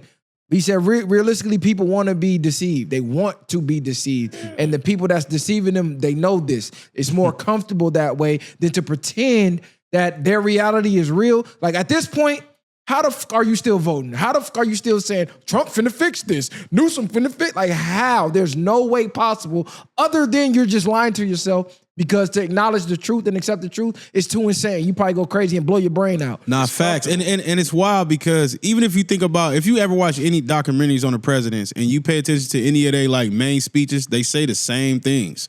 Like, it's like regurgitated. It's so crazy to me. I'll see some shit from Clinton to Bush to Obama to Trump now, like, and they say the same thing. Oh, jobs is never, they've been the lowest ever. Inflation is down and everything else. The same exact Same spiel script. over and over. So they get to the point, they talk their way to the top. They get for gab, they finesse you, they work on you, they know exactly what to tell you, and people run with it and want to feel a part of something. But my main question I was getting at is like, okay, we got all this information. What do we do now? Because now I'm getting to a point where like, I didn't even need this information. And not saying that I need to shy away from it, but I'm more like you said, if we're going to get cracking, then we need to let's get a collective of people from city, state to state. It don't got to be spoken on through the internet. Nah. But other than that, it's like, what are we talking about it so much for? Because they looking at it like, well, we don't give a fuck. We telling y'all what we doing. We showing y'all what we doing. Next thing you know, it's going to be a whole ritual video.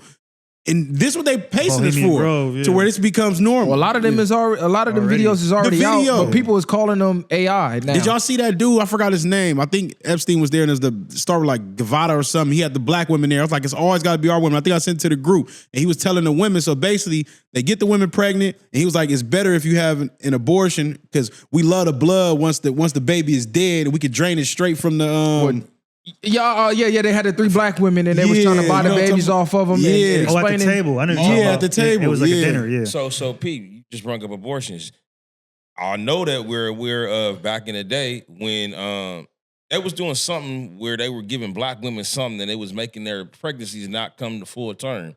So this might coincide with that. I don't know the exact information, but there was a time in America where black women were not able to see their pregnancies through. They were giving them something in their birth control or something in their medication that they were taking where it was terminating the pregnancy. Right. I don't know. It was a type of medication they were taking. But now hearing this, all that shit going together. Like they said, when you have your baby, keep your umbilical cord. You know, most people, they don't think about that. Like they said they was using them because to clone people and shit. Oh, excuse me. Oh, nah, right. Yeah, some crazy shit. I just remember. So what it was, they were taking birth control. What it was making them sterile. Okay, yeah, I was trying to find it for you. Even when you think about people like you want to be organ donors, you want to be all this, you think you helping society, you helping them. Facts. Or no, they taking your shit, nigga, and they're Somebody using it chewing for on that something. shit. Exactly, Black market. nigga. It's a movie about what that, do you, too. What do you think is happening to them dead bodies in the hospital and stuff like that? Even, Nigga, even in the Squid Games, they just talk about it. In the Squid Games, if you watch that, it's a Japanese or Korean show. But on the show, they put a bunch of people in there and they fight for the big prize money, and it's in a big ass ball at the top. But behind the scenes, you know, they got the people in the red suits that police the game or police the building. But behind the scenes, when they take the bodies to the morgue, they got a whole group of people that's chopping them up, taking the intestines and organs out, and then they going and selling the shit. So that's for sure happening. Because I always thought, nigga, somebody die every day. How much land do we got to bury these many people? It's literally impossible. Where are all these people going? Think about how many people die a day. Look up how many people die a day. Now drive past your local cemetery. It ain't enough room in the cemetery to put all these bodies. Where the fuck is all these people going? Think about how long people been dying. People been dying every day of your life. Soylent Where Green. the fuck are all these bodies going? Hey, Where are they going? I ain't never thought that far myself, and I think, but I that's be not been thinking one like, of them. nigga, where are they going? Soylent Green, y'all heard of Soylent Green? Nah, what's Soylent that? Green is a old movie about and I seen this on TikTok.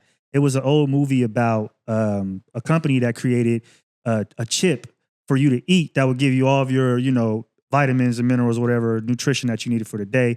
Soylent Yellow, Soylent Red, and then they came out with Soylent Green. And it's supposed to be for, you know, your veggies. And in the movie, pretty much, people are protesting this Soylent factory because it's harming people. And during this time, what they keep doing is there'll be a big truck that comes by and it'll scoop up hella people, right? And during the protest. And long story short, they find out that the people that are being scooped up is what the Soylent Green chip is being made of. So when you say, where are all these bodies going? A lot of people have pointed to theories about McDonald's meats and things of that nature of like, we don't have enough cows or enough meat to feed everybody, you know, throughout Cannibalism. this time. These bodies could be, you know, being put into You that. definitely ain't got enough cows to be eating all this beef at 1,000 restaurants a day. Nigga, how many steakhouses is out here? Yeah. Where these cows Not coming even from? just that, but you got to think the regular fast food places that got beef burgers and shit like that. Yeah, like that's it's The not so instant fake. burgers. Niggas selling Yeah. 1,000 burgers a day. Come on, That's cuz. crazy. Oh, and I'm just Tacos, waiting for everything In-N-Out. else. I'm just waiting for In-N-Out to. I hope they don't ever Don't get do me exposed, like that. Hey, but don't I'm do me waiting. like that. I'm waiting, bro, because The fact that he want In-N-Out to be that's crazy. Hey, the reason I don't think In-N-Out is with that, I think that's why their business is so booming. And you got to think, and I didn't even learn that. I think Short put us on that they are big on having the Bible verses and Yeah, the stuff Bible like verses, that. yeah. So I don't believe In-N-Out, and that could be a cover up. Not saying that it is, but I believe In-N-Out food when you eat it, it's. A lot of these foods from these fast food restaurants, they make at least if you don't eat it and you eat it, it makes your body like fucked up. it Slow flushes as it out hell. here Yeah, in general. immediately your body get rid of it Sometimes your immediately. body reacts to it immediately. In-N-Out doesn't do me like that. It doesn't make me feel like tired or just I don't want to do nothing. Like I feel like the other fast food places like drain your energy. Then they put you in a different mood like you was talking about before. I- I'm gonna Yeah. tell you one thing, man. This carne asada ain't the same carne asada I grew up Man. with. Sure. I don't know what type of carne asada they cooking at these stands today. This ain't the carne asada of yesterday. I ain't gonna lie to you. But in other news, I seen Nipsey Hussle got a new tape coming out with Bino Ridox. It's coming out in the summertime. What y'all think about that? I did not see the complete track list, but the few songs I did see that leaked, I already heard them already. I believe they got a Yeah. couple songs together previously too, so I'm excited for the tape. They got two They whole got a whole tapes tape. already. They got Yeah. a whole tape already, but Any new Nipsey is good, bro. Anything we can get new from Nipsey to me is good, and it just gives us a little bit more of a peek into, you know, what type of time he was on, right? And I think we all want to. It sucks, you know, not being able to have those albums continue to come out and continue to see him drop bodies of work and where he would have been. So this is cool. This is a treat for all of us. it's cool. really. But this is the same thing they said they was dropping last summer, wasn't it? Yeah. Yeah, So yeah. I'm just thinking that. So now They I'm might like, be playing I'm us. not having expectations. I'm just waiting for it to drop. I'm gonna for sure listen to it. But I just think some songs too they should listen to. And maybe not wait on it so long because even though Nipsey made a lot of timeless music, you never know if that music he put out was more so for that time. It would've at hit that point. harder then. Yeah, Yeah. so I just think depending on what he's saying in the song, they should drop it a little sooner because like they said, he still got verses. I seen Boosie say he got verses from Nipsey that's unreleased. Game still got verses. It's a lot of rappers that probably got verses in the cut. So This is what makes you, my bad, not to even cut you off. This will make you appreciate Tupac. That man made so much unreleased music, we thought he was still alive if they was dropping so much shit. So that's why we fuck with it. You already Like, is this that's nigga- what I was going to ask you. So do you think this is going to have the Machiavelli effect? Because you got to remember, Machiavelli came out after Pac. Yeah. Right. Machiavelli was crazy. So whenever it drops, Like, you remember that Dave effect? Chappelle skit? And Pac was saying shit that was happening that day? You remember that shit? He was like, what the fuck, nigga? I just did that a week ago. How the fuck did Pac know about this shit? I don't think it's gonna be no Machiavelli effect. And also, I don't know who's handling Nipsey's clearances or business side. So that could play a part in it too, where like Pac might have had back then. It might have been easier to get songs cleared or released or whatever, and now it might be a little bit harder. I don't know, but. Too technical now. I easier. just think the scale Pac was on, it was like damn near outrage or blasphemy. Like I think it was a money grab too. You know, dropping anything with Pac, it was going diamond. So I just think they looked at it like that. And you might as well put it out there. People want to hear it. And most of his music is timeless music. This is why Pac is still able to play whatever and it still relate to it today. I think Pac planned it that way because he talked about dying a lot. And I think Pac knew, okay, this mission I'm on, it ain't gonna last too long. So not only let me make timeless music, let me plan for my demise and have this product to be put out over and over again for years and years and years on end. And they still got unreleased Pac right now to this day that haven't been released. So I think Pac was just ahead of his time versus other musicians that, okay, I'm on album run, I'm dropping. When I'm not making music. Nigga, Pac was in that studio, nigga, making hundreds and hundreds and hundreds and hundreds of songs. I think Pac had that mindset of, I want to be one of them people in history that live forever. So, and that's his work ethic showed that.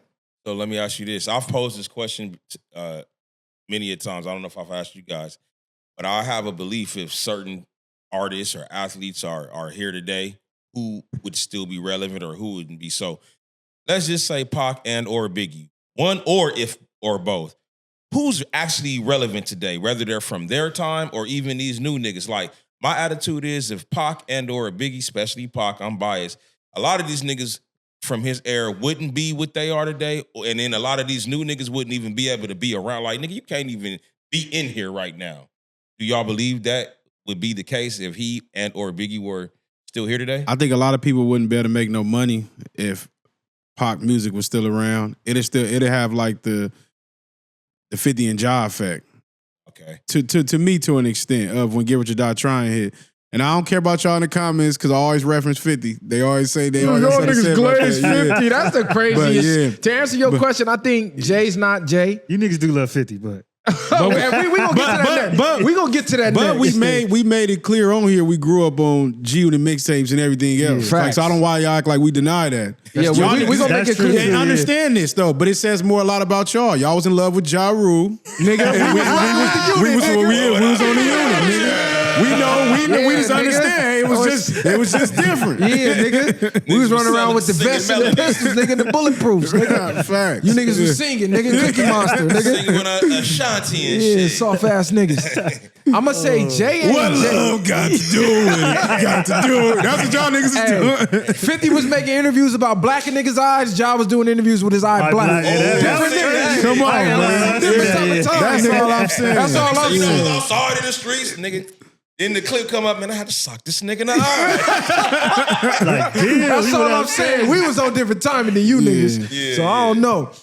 Hey, I can't think of an impact like that. You know, it's been some, but like in that, like when 50 really dropped like that, when he came on board, nigga, he shut that shit down. As over. Jay-Z said, Jay-Z told his camp, hey, listen, my nigga, it's this nigga 50 Cent. Y'all better get y'all shit out right now before this nigga drop. I'm telling you now. And now, here we are 20 years later. Jay's still around, but all them niggas in his camp, you could say it's because of his being scandalous or whatever, but he told niggas in his camp. So if Jay-Z told niggas in his camp, you don't think Diddy and other people, hey man, it's this other nigga all over the nation told they camps that, hey, it's this one nigga coming.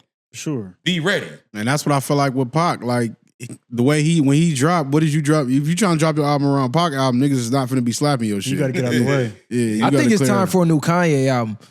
The real Kanye, not the Kanye I just seen. It was drugged up, signing autographs. It looked like they hit cut with another dose of that, whatever they hit him with. Again? The real Kanye. Go back to sleep. Yeah. Right now, the real Kanye, Music is missing that. Music is missing that radical voice because hip hop. I seen a post about them saying hip hop is so trash because there's really no message or movement behind it anymore. Even when it used to come from the streets, it was about something. It was a struggle related to it. Now niggas just trying to make hits and songs you could dance to. There is no movement attached to it. And hip hop started, believe it or not, with political messages. That was the best hip hop ever. You want to talk about Pac, why he the greatest? How much political did Pac put in his music? Some of the greatest songs you love from Pac was Pac talking about making a political effort for black people, making a change for black. That's why you love him. Kanye. Q. George Bush don't care about black people. Bam, you love Kanye. Q, man, the president. Boom, you love Q. We don't have that in today's music. Niggas ain't talking about nothing going on in the world at all. It's the bag. It's the bag. Once the bag got involved and you have rappers, you know, like Jay-Z, which we love Jay-Z or Diddy, and you know, their success, it's a double-edged sword because it's a great thing and it opens doors, but it also, I think, created a leash that was able to be put around black artists' neck, where it's like, or any artist that joins the industry at that point where it's like, it's bag now over message. Back in the day, it's like we pushing this shit out the trunk, we doing whatever we doing, and then you had those different labels or infrastructures that would put money behind you. You might not have been the richest person in the world, but you was able to get your shit out there. Where now, it's like you're gonna take the $1 million over the, you know, pushing whatever political agenda you have because you need that. And you're not gonna, you know, risk that and being blackballed and never being able to make a check again just to be able to say some words. So I think a lot of those people get up there and they start feeling like because they're around industry execs and things of that nature that you've even heard Lil Wayne say like, it don't affect me down here, right? So people start feeling that way. And I think that created that noose around our necks where it's like, oh, we got the bread, get back here every time. And I think it's a big misconception though, because a lot of these niggas is really just chasing the fame. If we're gonna get technical, a lot of these niggas is chasing the fame because if we know, like we know, you're not making no money off these streams. It's only so much you getting from the tube. It's only so much money. These record labels ain't paying niggas like they used to. You ain't just getting them deals and that, if not, then you end up in a contract where you owe so much money on the back end. Most of these rappers are really just broke and pretending with the image. Before you was a rapper, you was able to rap no matter how you came up. You was coming up out the streets and niggas wasn't faulting you for that. And then we was happy to see you when you got on. Like he finally got his bag. I remember that nigga was out here looking grimy, rapping on the corner or doing something. Not saying that he was just a bum or nothing, but I'm saying that the image wasn't just about presenting something. It was about the message and the music. And then you finally, okay, he leveled up. Now we see him he cleaned himself up. So I think that's the biggest misconception. And we seeing it right now in real time. A lot of these rappers is hurting. I for think the most part. Nipsey was the last one to push those type of political messages in his song. Like you go back to early Nip and he's talking about some real Pac-like shit. 50 young niggas selling for a lip. Like all them songs had messages in it. That's what separated Nip over these other niggas. That Young Niggas is one of my favorite Nip tracks. I bumped that You shit. said which one? Young Niggas. Young One of my Niggas. favorite Young Nip tracks. nigga. But to go back like to what you saying, like even Payback, when he said I got a message to my so-called enemies to own one block. We live and die for these city streets. Like, and then he was just basically saying, he said, well, it's time for the payback. Let's ride for the dead homies to do them from Malcolm and Nat Turner. Like, he was talking some shit. And this was the banged out Nipsey on Bullets Ain't Got No Name. So, but people overlook a lot of that shit. So, how you spoke to Jay-Z earlier, kind of opening that door where cash is money. Sure. But if you also recall on Renegade, he addresses that. Hey, people say I only talk about Jews. Do you fools listen to music or do you just skim through it? Yeah. And so, although Jay-Z is braggadocious, clearly, and yes, for those people in the comments said this is a Jay-Z hate, I am a Jay-Z fan. They've been saying that. I don't know why. I don't know why they I don't know why they say Jay-Z hate so. But we done bigged up Jay-Z album so much. So what I'm saying is, I might not know everybody's lyrics, but I'm gonna know some Jay-Z lyrics. So he did open that door for what it is today, but he also, there was a message and he made that clear. So he gave you. But even a lot of niggas chose to go after the glitz and the glamour instead of reading in between the lines. Correct. But real, I'm gonna say real MCs. I'm gonna say last of maybe my generation. We listened in respected those rappers. Like we say all the time, like rappers rapped about hustling. These niggas rap about doing the drugs. Correct. And it's different too because when you think about Jay, he told niggas the evils, all this type of stuff. You know what I'm saying? And what was the other when he's talking about the Rico?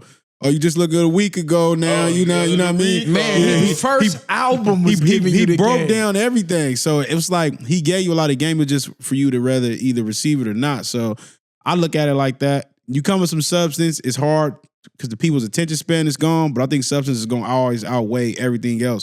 Cole was talked about so much because he's a rapper that's built his legacy off of popping it and having substance in his music. Kendrick is still around because he has substance. Even when people was knocking Drake, but his substance was women or whatever else he chose to talk about, they had a lot of more substance in their music. Now it's just shoot 'em up, bang, bang. And ain't nothing wrong with that. But you got to be able to even put messages in that type of music. Correct. Yeah, like shout out to Banks. He said, we all get caught by the evils. Don't do the dance of shame.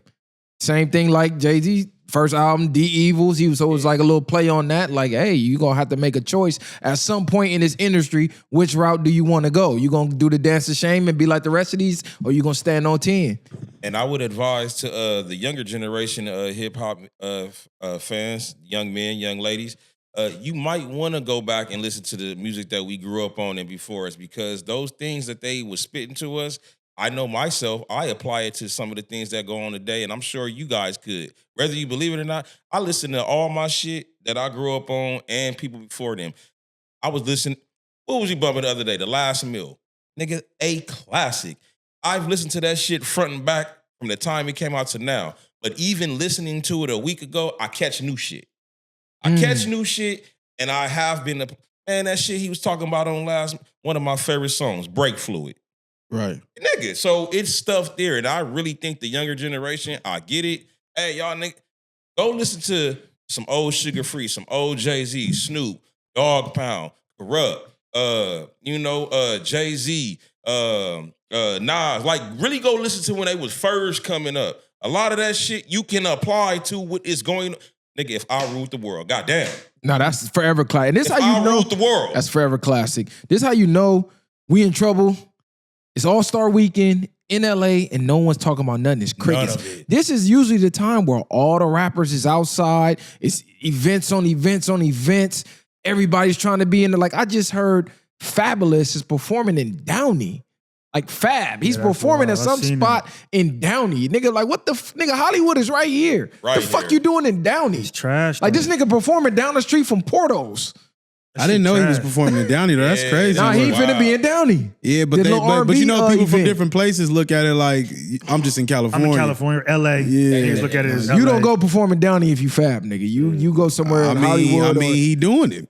I know he doing it, but I'm saying that's how ugly it is, though. That's what I'm saying. But we Usually- looking at it like that, but they not. They might can just convince him, hey, we got a little thing going on for you. It's out here in California. You gonna show up. So he down the street from a bakery, cuz. Like, come on, cuz. You just went at 50. You want to, like, nigga, what do you, come on, cuz. Don't let 50 get win.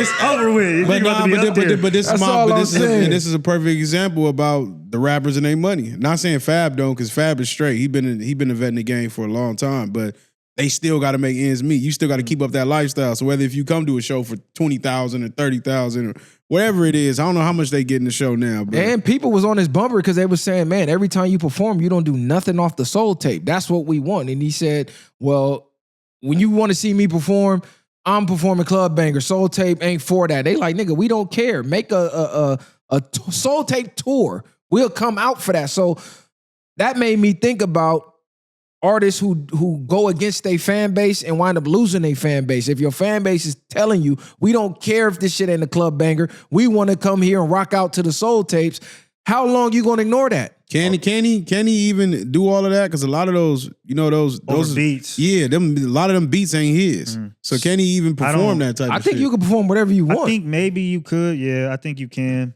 He probably just on some like, nigga, I'm Fab, I'm doing what I want. So when did That's probably really what it is. When did Soul Tape come out? Soul tape came out like It's a couple of them because the last early one was, 2000s. Like, Okay, so again, it's just the irony. I'm gonna quote my man Jay-Z again. I get what you're saying. You should appeal to your crowd.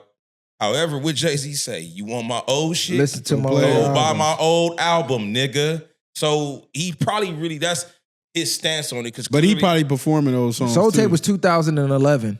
Yeah, that was that one. Yeah, that was that's- it. And I have never seen him perform nothing. The thing with people with Fabulous and that soul tape, that was some of his best music, like Understood. ever. Like so, of course, so people like nigga, you ain't gonna perform your best shit ever, and in the fans' eyes, I believe. Agreed. Like, what you gonna perform? Holla back, youngin'? We don't want to hear that, gang. Holla back, We youngin'. want to hear that soul tape, nigga. You Ain't tweaking. It's 3 of them, man. You got the summertime shootout shit. I just think sometimes artists maybe can overthink it and miss the mark. We understand it's a club, but this is a whole circuit you could be on right now. Yeah, but he probably looking at it too, like nigga, they you know how they get on the internet, cuz still performing shit from 2011, like. I mean, shit, Red Hot Chili Peppers still performing. You got Kiss, them niggas 90 Yeah, in you the wheelchair you count still them, performing. but they fans ain't like us. And agreed. Yeah, the hip hop That's very culture. true. It's a culture. This has nothing to do with black people no more. The culture, Hip hop culture is damn near. I ain't gonna say hip hop culture. Just black people in general be damn near waiting to shame your ass, Yeah, they do. waiting for you to do some bullshit. Like I Yeah. told you, Yeah. like niggas, this that whole build you up just to tear you down. Because look at all the this is what goes on every day, and the internet just makes it worse.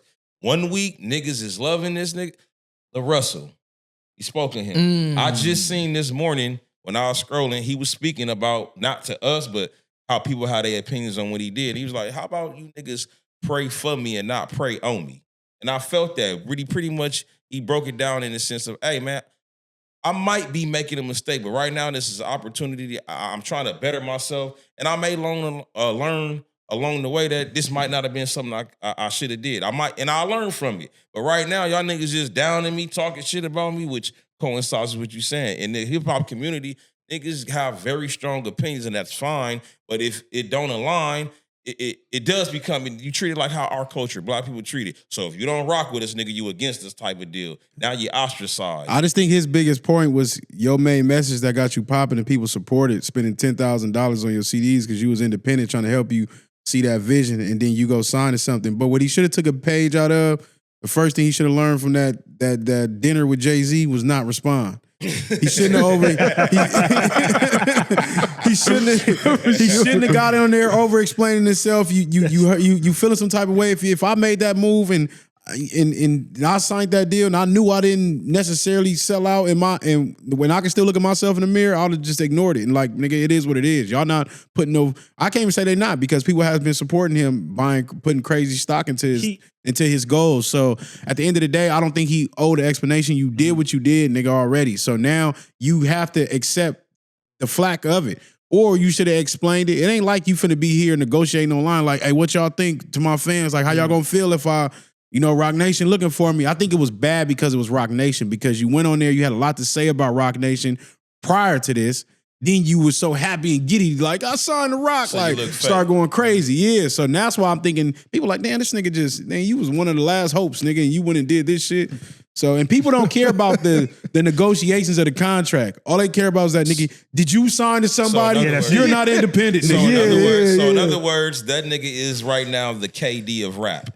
Because remember when Kevin Durant was talking about niggas forming super teams and then turned around, nigga, and joined the Warriors. And you know what's crazy? I seen him bring Nipsey's situation up. Like, he tried to take some of the blowback off of what he did by saying Nip basically did the same thing. Like, oh, you mad at me? I wasn't mad at Nip. That's the way I took it. He didn't really word it that way, but it's like. But Nip, he was using Nip's last album because he was with Atlantic on that album. You can't for one. Hold on, you said what? He was on Atlantic for that album, for that Victory No, Lap. Nipsey signed a distribution deal. He had a distribution deal before that too. Nah, he did when he did. He did with Atlantic, and then he got another distribution deal once the Victory Lap came out. Right. He chose to do that different. But the thing with Nipsey preached independence, but he never really like wholeheartedly said, hey, I'm doing this independently. I'm about to do this, do that. Like, he always preached the fuck the middleman. So we understood his message a little different, and he explained on his tours of what he was doing. Like, I'm going, get a distribution deal because it could reach whatever bigger markets and stuff like that. I think it was him going against all of that and then just jumping right in bed to do it. So I think he explained it. I do think in that interview he did explain it good about like it's all about perspective because from his perspective he's like, I built this shit up for the ground up. It's not like I'm being signed. It's like I've created a whole team of people and now I'm coming to them as a partner in this part of my career. You can't take away me being independent for the last 10, however many years it's been. Because he's like, even, okay, I'm not independent. He was like, but I'm going to still go to my backyard that I created and, the ticket in sight to sell the tickets that I created and the bodyguards and everything that, the whole infrastructure. He's like, even when y'all say that and I get off of here, I'm going to still do all of that independently. So just because I now have this, you can't necessarily take all that away from me. But I think he just has to understand, like, you got to understand when you do that. Some people might look at it that way, but others going to be like, nigga, you sold out. And Yeah, that's just what it is. What did he sell out though? That's my question. But it's more like I agree with you, but it's more like I'm not gonna just necessarily call him a sellout, but at the same time, nigga, you preach this independence. Build your team to get into them spaces where you can wake up in 50 other places. You build those connections. That's why I think people are getting that. Regardless, you signed, nigga.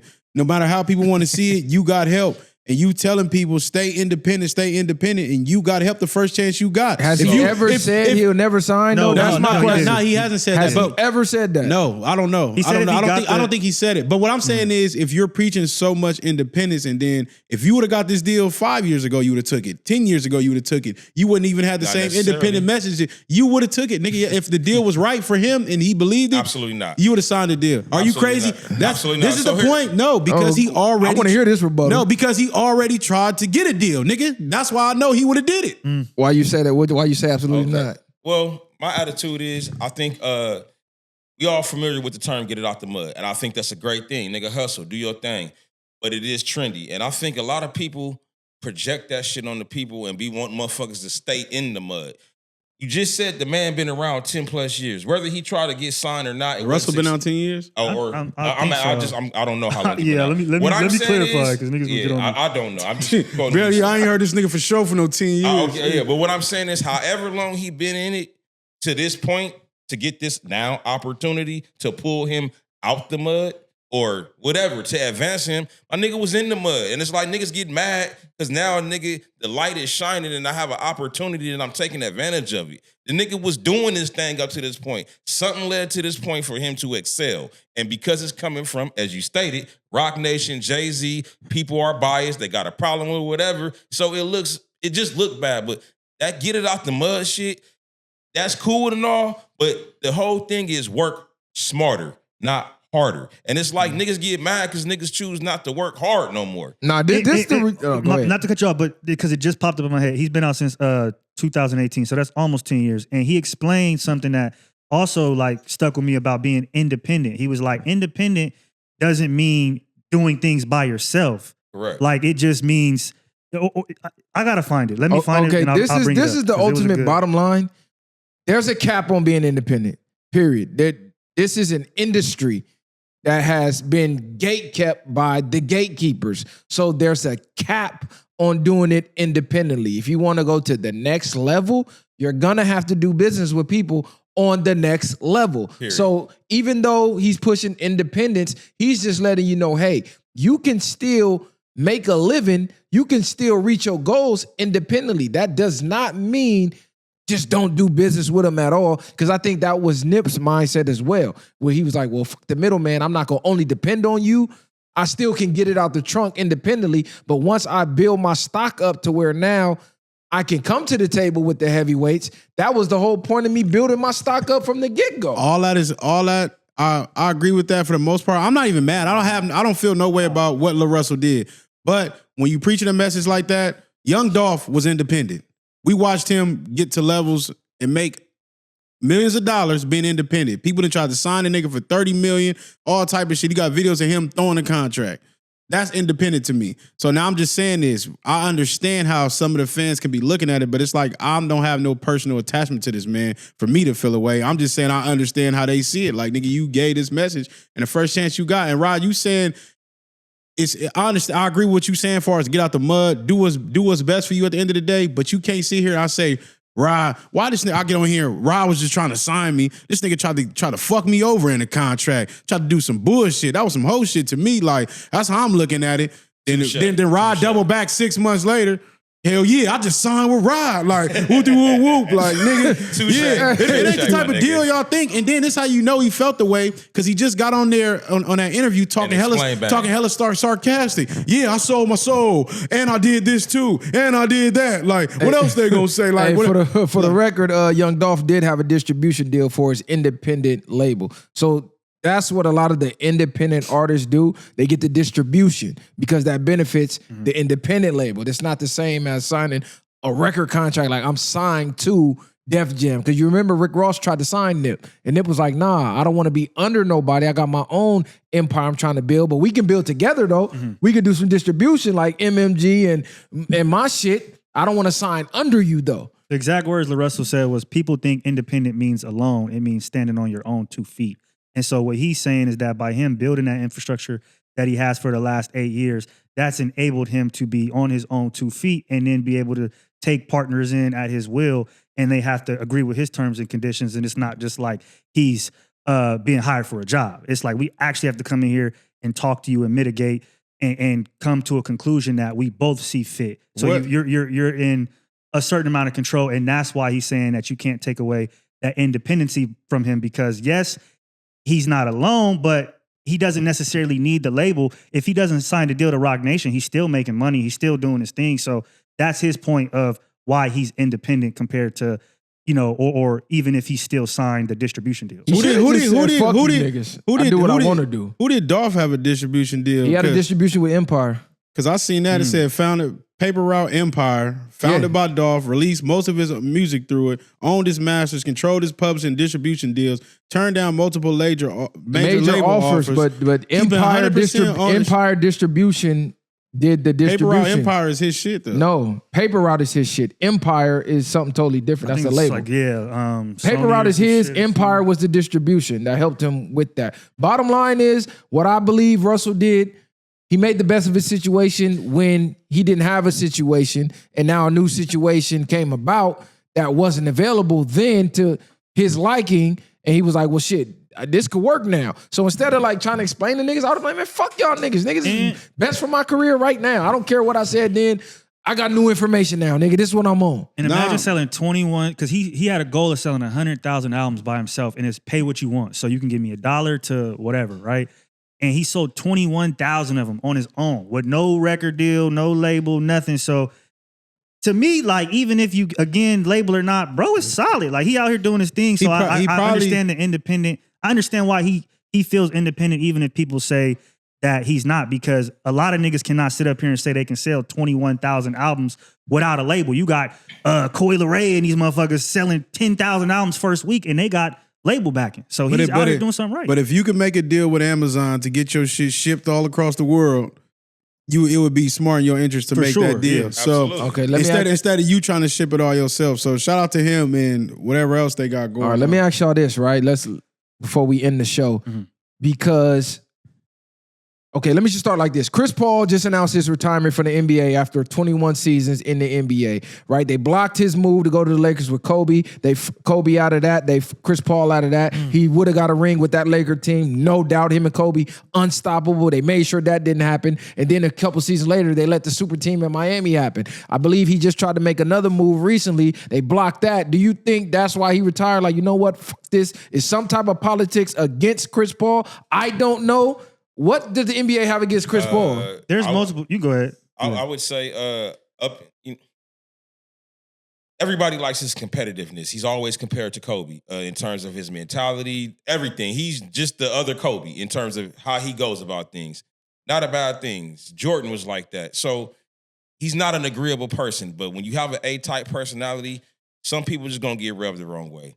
With that being said, at this point now, as we talked about in the chat, with the lack of production, now you're just an asshole. We're not turning the other cheek no more at this point. Yeah, like you're not contributing nothing here. It's almost like, yeah, you're difficult, but you're making us 100 million. We're winning. Something's coming from this. Now it's just you're just cantankerous. You're just unpleasant. You could be right, but it's always something. So it's not even a matter if you're right or wrong. It's just, again, what now? Rod, and it's following him. I don't disagree, but I also think that He's put in what, 20 years in the league? 21 years. He's in that top 10, 15. I got him higher for me on point guards. He's really one of my favorite point guards outside of Rajon Rondo. Like, he's done a lot. He was the president of the NBA Players Association, helped with health insurance and 401ks. He's been good for the NBA and what they stand for as a league. So I think like after 17 and 20 years to just release a nigga overnight, don't even give a nigga a farewell tour, who's one of the best point guards we've ever seen, is blasphemous. It's like what they did with Carmelo Anthony. It's just certain players I feel like the NBA gets a bad taste in their mouth with, and they just don't give a fuck and they do them dirty. Yeah, I don't think it got nothing to do with him being in the locker room. I just think the biggest thing, if he was still able to produce at a high level, he wouldn't have the problems that he's having. The fact is, they brought him. The Clippers did him wrong for one, because the Clippers ain't been nothing since Chris Paul, Blake Griffin in that era. Lob City was the highlighted that they ever got. Then signing him to the Hawks just to release him, he must have got to practice, and they like, you a liability on defense. You're not the same Chris Paul that averaged certain amount of steals. You can't keep up with the players probably as much. But I think he would be good to be on somebody as a vet. You got Kyle Lowry still on somebody's bench. Yeah. Like, so I don't. Do you think that these players though, like, because they were so good in their prime and they're recognized as greats, do you think at some point they need to learn when, like, all right, yes, I'm overstaying my welcome? Like, I'm not even saying overstaying their welcome. I think he should be able to be on somebody's team, in my opinion. These point guards is not real point guards out here. You got to understand, this nigga is the second leader in assists and in steals as a point guard. He's a pure point guard. So I think a lot of these players could learn. And then you see even people, I know the Laker fans don't want him, but look at the Lakers is full of white boys right now. Facts. No niggas can handle the rock besides Luka, Reeves, and maybe LeBron. LeBron can only do that for so long. Like, he could have played a role in there without playing D, and then none of them niggas could play D anyway. Like, it was a lot of places he could have went. He should have called LeBron. Nigga, that's your best friend, nigga. You should have went over there. But these niggas be acting like they too good. All his little friends besides D Wade was the only smart one to play with him. You know this Melo did for a little bit, huh? Yeah. I think Mike Conley's still playing for the Grizzlies. That's what I'm saying. He averaging 4.4 points a game. So if you could find a spot for Mike Conley, which, hey, he's legendary. Him, Tony Allen, all them boys over there did great work. But if you could find a spot for him, you should be able to find a spot for the former president of the NBA Players Association, top point guard in the history of the NBA. I absolutely don't disagree with no take you said, it goes back to what I said, nigga. We just tired of you. You're a fucking asshole. That's what it comes down to. That's yes, nigga. You are asshole. Is he too assertive? It's still considered being an asshole. A-type personality. There's nothing coming from this but your attitude at this point. Rod's not wrong because there's multiple NBA players talking about that too. Nigga, he's not. He showed up to practice. You're not giving us what you're giving us.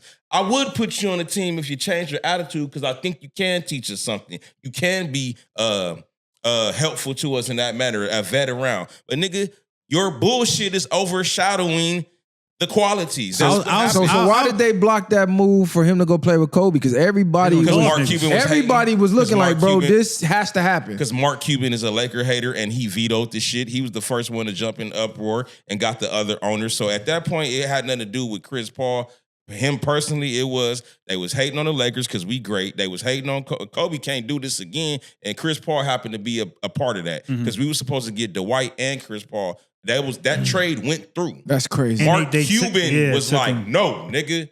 Wow. Mark Cuban bitched about that. That's why Kobe's been a maverick killer his whole life. And that's gonna hunt. That's gonna hunt. Damn, he did get swept up. That's crazy. Maverick swept everybody. Yeah. But it was crazy. That's gonna haunt Chris Paul for life. Like, for one, you gonna end with no ring. For two, you got all the stats, but outside of that, it is a place in the NBA for Chris Paul. He just accepted at this point, like, I'm not finna keep playing with y'all. And to say all this, it's like, nigga, he's an asshole. It's like, no, nigga, the NBA is just soft. You got to think Chris Paul is 21 years in. He's came from a demographic of how players need to be, a certain standard. Nigga, we watch these niggas, they rest in every other game. So nigga. You don't think, if LeBron wasn't playing at the level he was playing, he would not be in the league. He's in the league because physically he can still do it. That's the first. That's the first thing. But you know why? Off of what he did, just that alone. You know why? Because he's jovial. He still gets along with people. People either like LeBron or they hate LeBron. But there's something likable about him. And he happens to still drop 25 right now. And I'm not a LeBron fan. But even not even that, but his level of IQ of basketball, nigga, LeBron could coach the team. So can Chris Paul. But you know, these niggas when shit is exhausting, it's fucking exhausting. He had a good point too, though, about back in the day, like especially point guards had to be way tougher. How can he just get to the Hawks and be exhausted already? Because your reputation. The nigga just got over there, and it's like this. It's your reputation. They exhaust him on a plane ride. It's like, look, right now, whether it's true or not, somebody call one of us a snitch, that's gonna follow you. So I see what you're saying. Is in these locker rooms, you got to remember. NFL, MLB, that's a fraternity. That's really a small. What I'm saying is, if I give you the opportunity, I'm not just waving you based on. That means I don't care what somebody had to say about you. You know why they gave him the opportunity? To say they did. No, why? You didn't have to. Atlanta Hawks don't owe Chris Paul nothing. No, they gave him better. It don't. It don't look better. It look worse now that you signed him and didn't even let him get a piece on the court and let him go. Why? No, nigga. They tried to fit him in there with Jalen Johnson. They probably thought he was gonna be able to play because Trae Young is gone. They probably thought Chris Paul was gonna be able to do it. He probably just couldn't keep up in practice with them young niggas. That's what I'm saying. So they probably thought about it like that. We probably thought you was a good fit. We seen you in practice and you whooped out. Probably wasn't staying in shit. All right, do y'all think if LeBron if the rumors are true and LeBron's on his retirement tour and he goes back to Cleveland, can he convince Chris Paul to come? For sure. Try to get that last ring? They ain't gonna want Chris Paul. That's another veto. You got James Harden and Donovan Mitchell. They ain't gonna want Chris Paul. Because they already got Harden over there, so you know they setting up something. Nah, I don't think they'd even need no more at this point. If they get another piece, if they get another big man, maybe. But outside of that, like if LeBron goes, they definitely don't need nobody else. That's too many niggas that need the rock. Chris Paul needs the rock in his hand to be productive. Correct. James Harden wants the ball. Donovan Mitchell can handle the rock. And LeBron, that's way too many. But peep game, though. None of them niggas play defense. And James Harden got that. Donovan Mitchell plays defense. No, I'm saying he. Donovan Mitchell, I can't take that from him. He plays defense. Okay, Donovan plays some. And he go after the best players. LeBron, at his age, I don't hold that. They bitch about him playing defense. Hey, man, my nigga dropping 25. I don't give a fuck. LeBron ain't even running down court to chase niggas no more. That nigga gave his wife a kiss. He gave his wife a kiss mid-game. LeBron be having me pissed off though. But some of that 25 be bullshit, nigga. Okay, that's fine. Clean up points, LeBron nigga. not playing D. Chris Paul can't keep up. And then James Harden, that nigga, that's why the nigga ain't never flourished in the playoffs. All this nigga James Harden is buckets. Will Kobe's statement still be proven right at the end of James Harden's career? I don't know if y'all remember that interview he did with T-Mac, and he said, he said his style of play, I'd never see him get in the ring.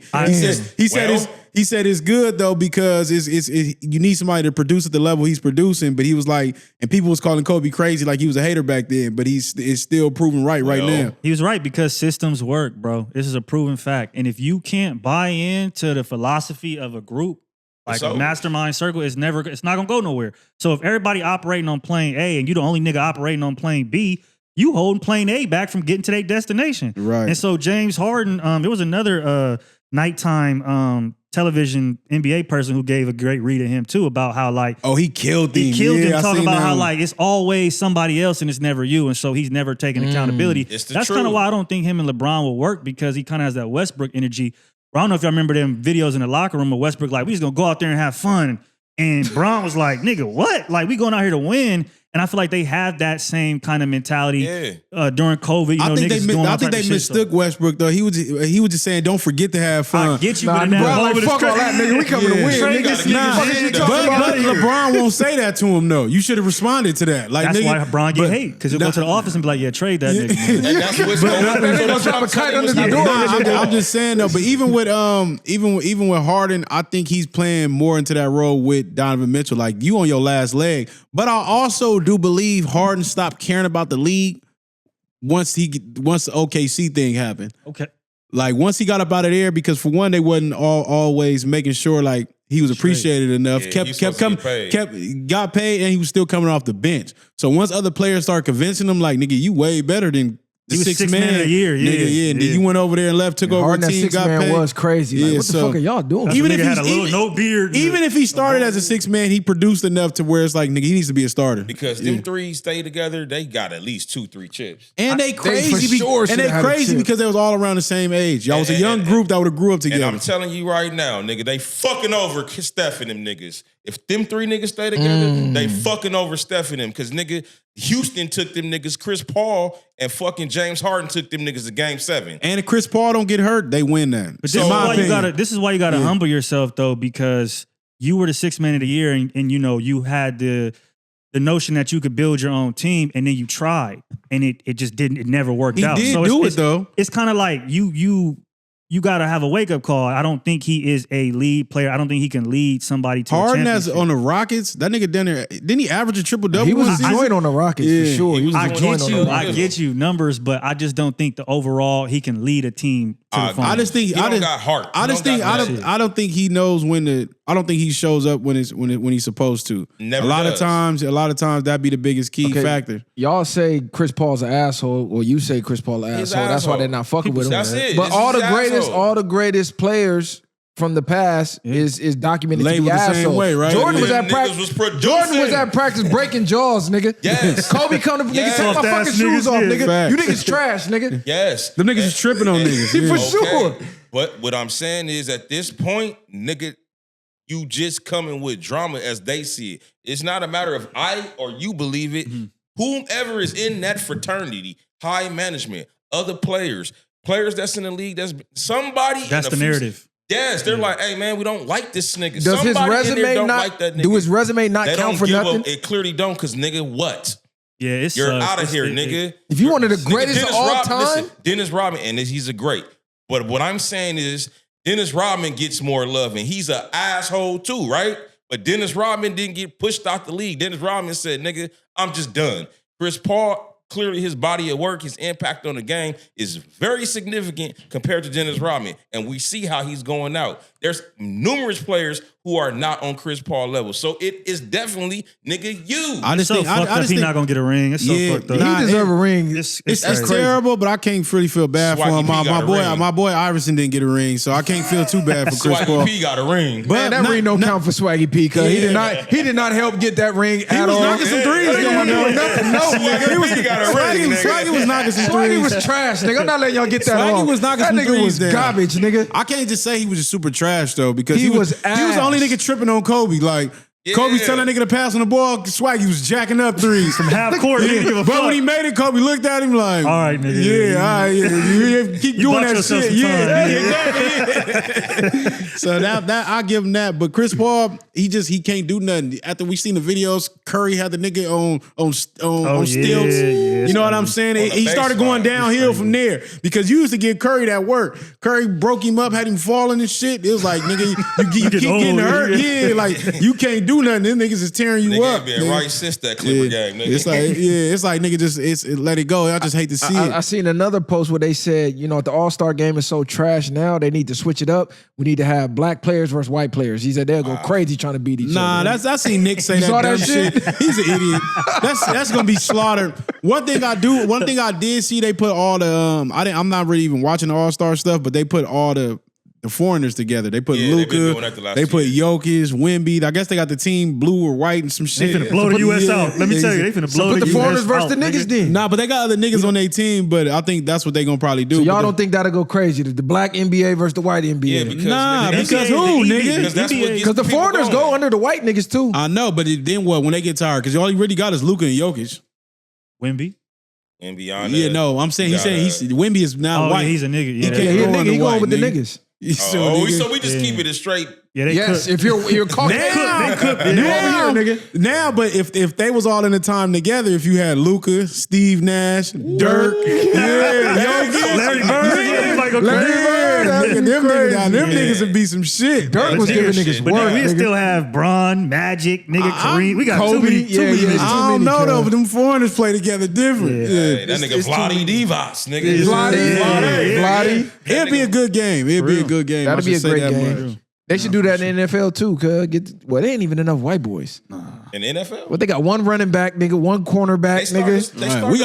We got two of the greatest white boys in Philly. I'm gonna get y'all that, nigga. He just had to bring Philly got the wood. Yeah, Philly got the woods, nigga. We do got the woods. Hey, y'all saw Tom Brady cut was low key. Oh, he pressing his line. He was pressing his line on Logan Paul, nigga. Oh, Like, totally nigga, whatever you do, that's cute, nigga. But I got 7 Super Bowls. Fuck you talking about this wrestling, nigga. Yeah, Nah, but even Brady said I got 7 Super Bowls. It don't matter, nigga. But he still was stunting on him. But he like, nigga, you talking about doing flips off the that's cute. That's cute. He's cute. Nigga. He's the real athletes. He really didn't want to. He really just didn't want to go in like nigga wrestling faking bullshit. Yeah, exactly. Catching no real fades. Yeah. How you sitting there telling Brady about your high school stats? He like, nigga, I got 7 of them things. What fuck are you talking about? He like, nigga, you talking about you a decent in high school. You a decent athlete. Don't get beside yourself, nigga. Like, what the fuck is wrong with you? Like, niggas don't understand. And you acting like you better than Saquon Barkley. Like that was crazy. That was crazy. I had 20 rushes in high school, nigga, for 3 tubs. Like, nigga, you just said you was a linebacker, nigga. Pick one. When people hear athletic, they think of like strong. I think that's the first thing people think. And when you start talking about sports, it's a whole different kind of athleticism. So you might be able to jump on some boxes and lift some weight. You know, you strong and athletic, can go out there and play 5-on-5 pickup or whatever. But them niggas is doing shit you're not doing. These niggas on vertimaxes. Them niggas is just the type of workouts the shit picking that they their toe up and down. These niggas are doing shit I never thought about. Working nerves that's from your toe to your top of your back, nigga. Yeah. So, but what is crazy, like you said, nigga, most of these niggas can't go play a 3-game back-to-back pickup game at the gym, nigga, without being whooped for days, nigga. You talking about you finna go play against these NFL players and NBA players? Not happening. Yeah, he had a few boxing matches that got beside himself. Like, bro, you tweaking, gang. Right. And it was contracted like the WCW, nigga. Like they was made in your favor. Nigga, a professional athlete, nigga, is probably the closest thing to God you gonna get. That goes for a man. God-like abilities. Yeah, nigga, like them niggas really. I just watched the catch, your boy. I was watching top 5 catches from the year. I think Puka, he was number 2 against Seattle. Nigga, that nigga was in stride and did the Odell in stride. He didn't turn. Nigga caught the shit with one hand in stride. Was that the one from the sideline? It was one. It was one one of them caught that didn't count. I'm like, damn, that was crazy. People don't think about it. Like, again, a lot of it too is like coordination. Like, nigga, to jump up, coordinate to catch a ball and then land before you get out of bounds, or you got a defender coming for you and you have to make a split decision to jump this way or that way. That's not just some average shit. Bro, them baseball how y'all feel about Puka saying LeBron was the GOAT?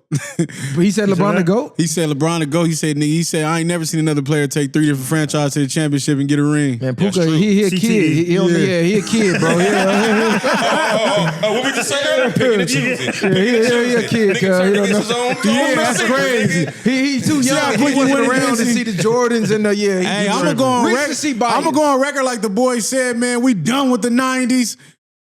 Kobe might be the GOAT, man. Kobe might be the GOAT, bro. I've been going back and watching these tapes of Jordan, like he not doing that Kobe shit. Bro, not, bro. What they doing? They go back and watch Jordan. No, I'm watching the games like 90s Bulls games. Clips of Jordan fuck ups. I'm going on y'all. Jordan. No, I'm watching the games, bro. I went to YouTube and started watching these Jordan games, like the competition was asinine. Like it was trash, bro. That nigga dropped 63 in the Garden and lost.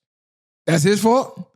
Nigga, no, that means that nigga, the niggas he was his team and nigga dropped 63 on you in the 80s, nigga. Oh, that was before his era though, for real. You talking about before he went before he went Super Saiyan? Yeah, you talking about because that's when he lost to the y'all be blaming the nigga for his competition as if he can control. I'm not blaming him. Competition was this trash. But this is my that's my fault, nigga. Okay, suck, nigga. I know, but I'm not blaming him for his competition. I'm just saying now I'm starting to look at it a little different. Kobe has Shaq, man. I'm not hearing none of that. Kobe has Shaq. He did it without Shaq. Bro.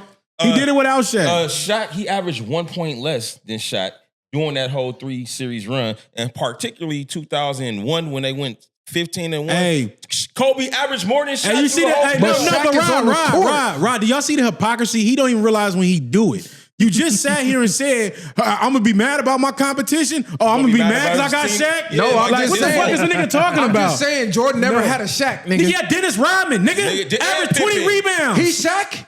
He averaged 20 rebounds. When they ever had a hack of Rodman? What are you talking about, Rodman is nigga? 0 on offense. Because you hack a Shaq, what does that mean? Rodman is nothing on offense. It was just so many Rodman to me. can get buckets. He said he don't care about offense. If you ever, I used to watch you the had Bulls. Scottie Pippen, it was more players that could get with Kobe's program, though. It was more players that could get with Kobe's program in his era compared to Jordan. Like, Jordan on the court at that point in time was somewhat of an anomaly. Kobe stepped on the court, And his athleticism in the NBA, it ain't even as crazy as Jordan's. And he had to go against D-Ways and all these other people that were physically and athletically, I think, on his level. Or Jordan not didn't have to even do that every more. night. Yeah, Jordan didn't have nobody athletically down there. And it was other niggas cooking Jordan for a fact. And to say that, nigga, well, take Scottie Pippen away.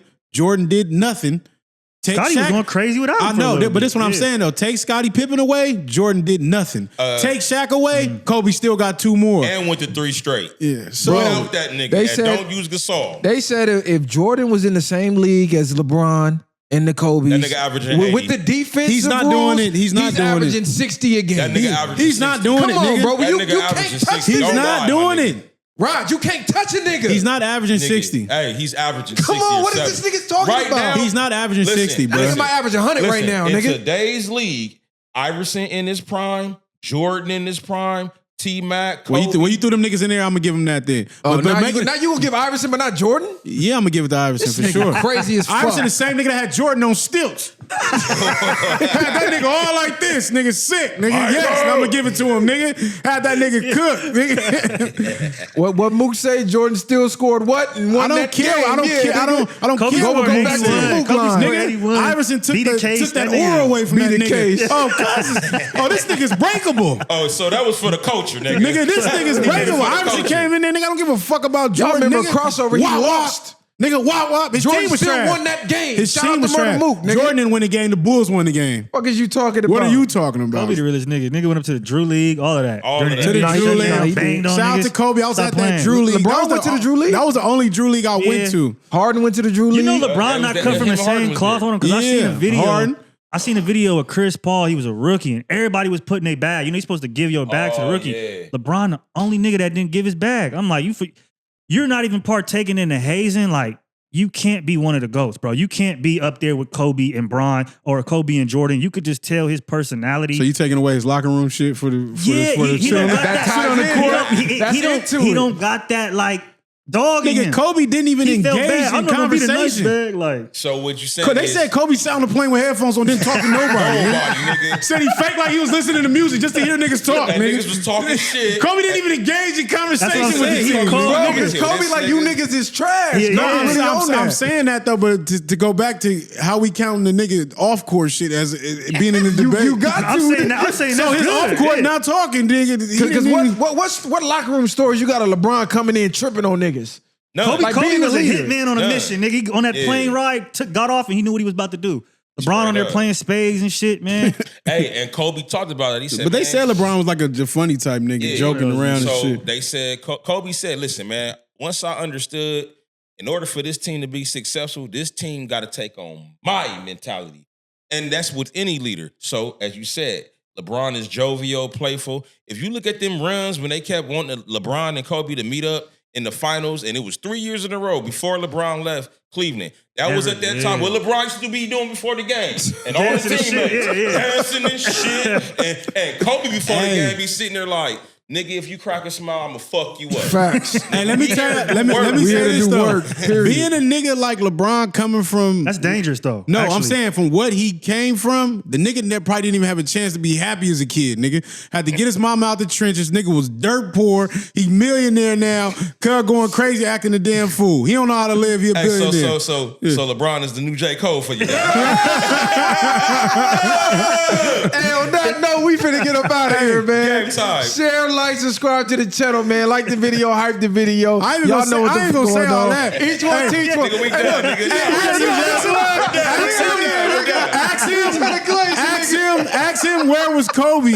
Ask him where was his Kobe since when they was putting them allegations on Kobe. What did he have to say about it? Hey, we finna get up out of here, Yeah, no man. comment, nigga, no response. Hey, he went to the grape case. This nigga crazy. I didn't Nigga say put nothing. out I said everything. what was niggas had to say about him. Y'all niggas was crucifying him. No, y'all I niggas stood behind wasn't. Kobe, said I he didn't did. do Oh, it. yeah. Kobe beat that. He beat fair the and square. case. John Kobe Gotti. beat it, man. But when the allegations came, you was one of the blacks that was crucifying that nigga in Nigga, the how you media. gonna put that on me, Ricky Bobby?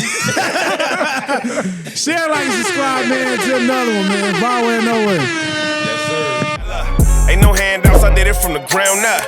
In the streets, thugging hardest when they found us. Got a problem, nigga, watch my troopers mount up. My bitches bang too, and you a lame though. You niggas ain't outside, yeah, we came through. You want your lights up, we put you on the shade.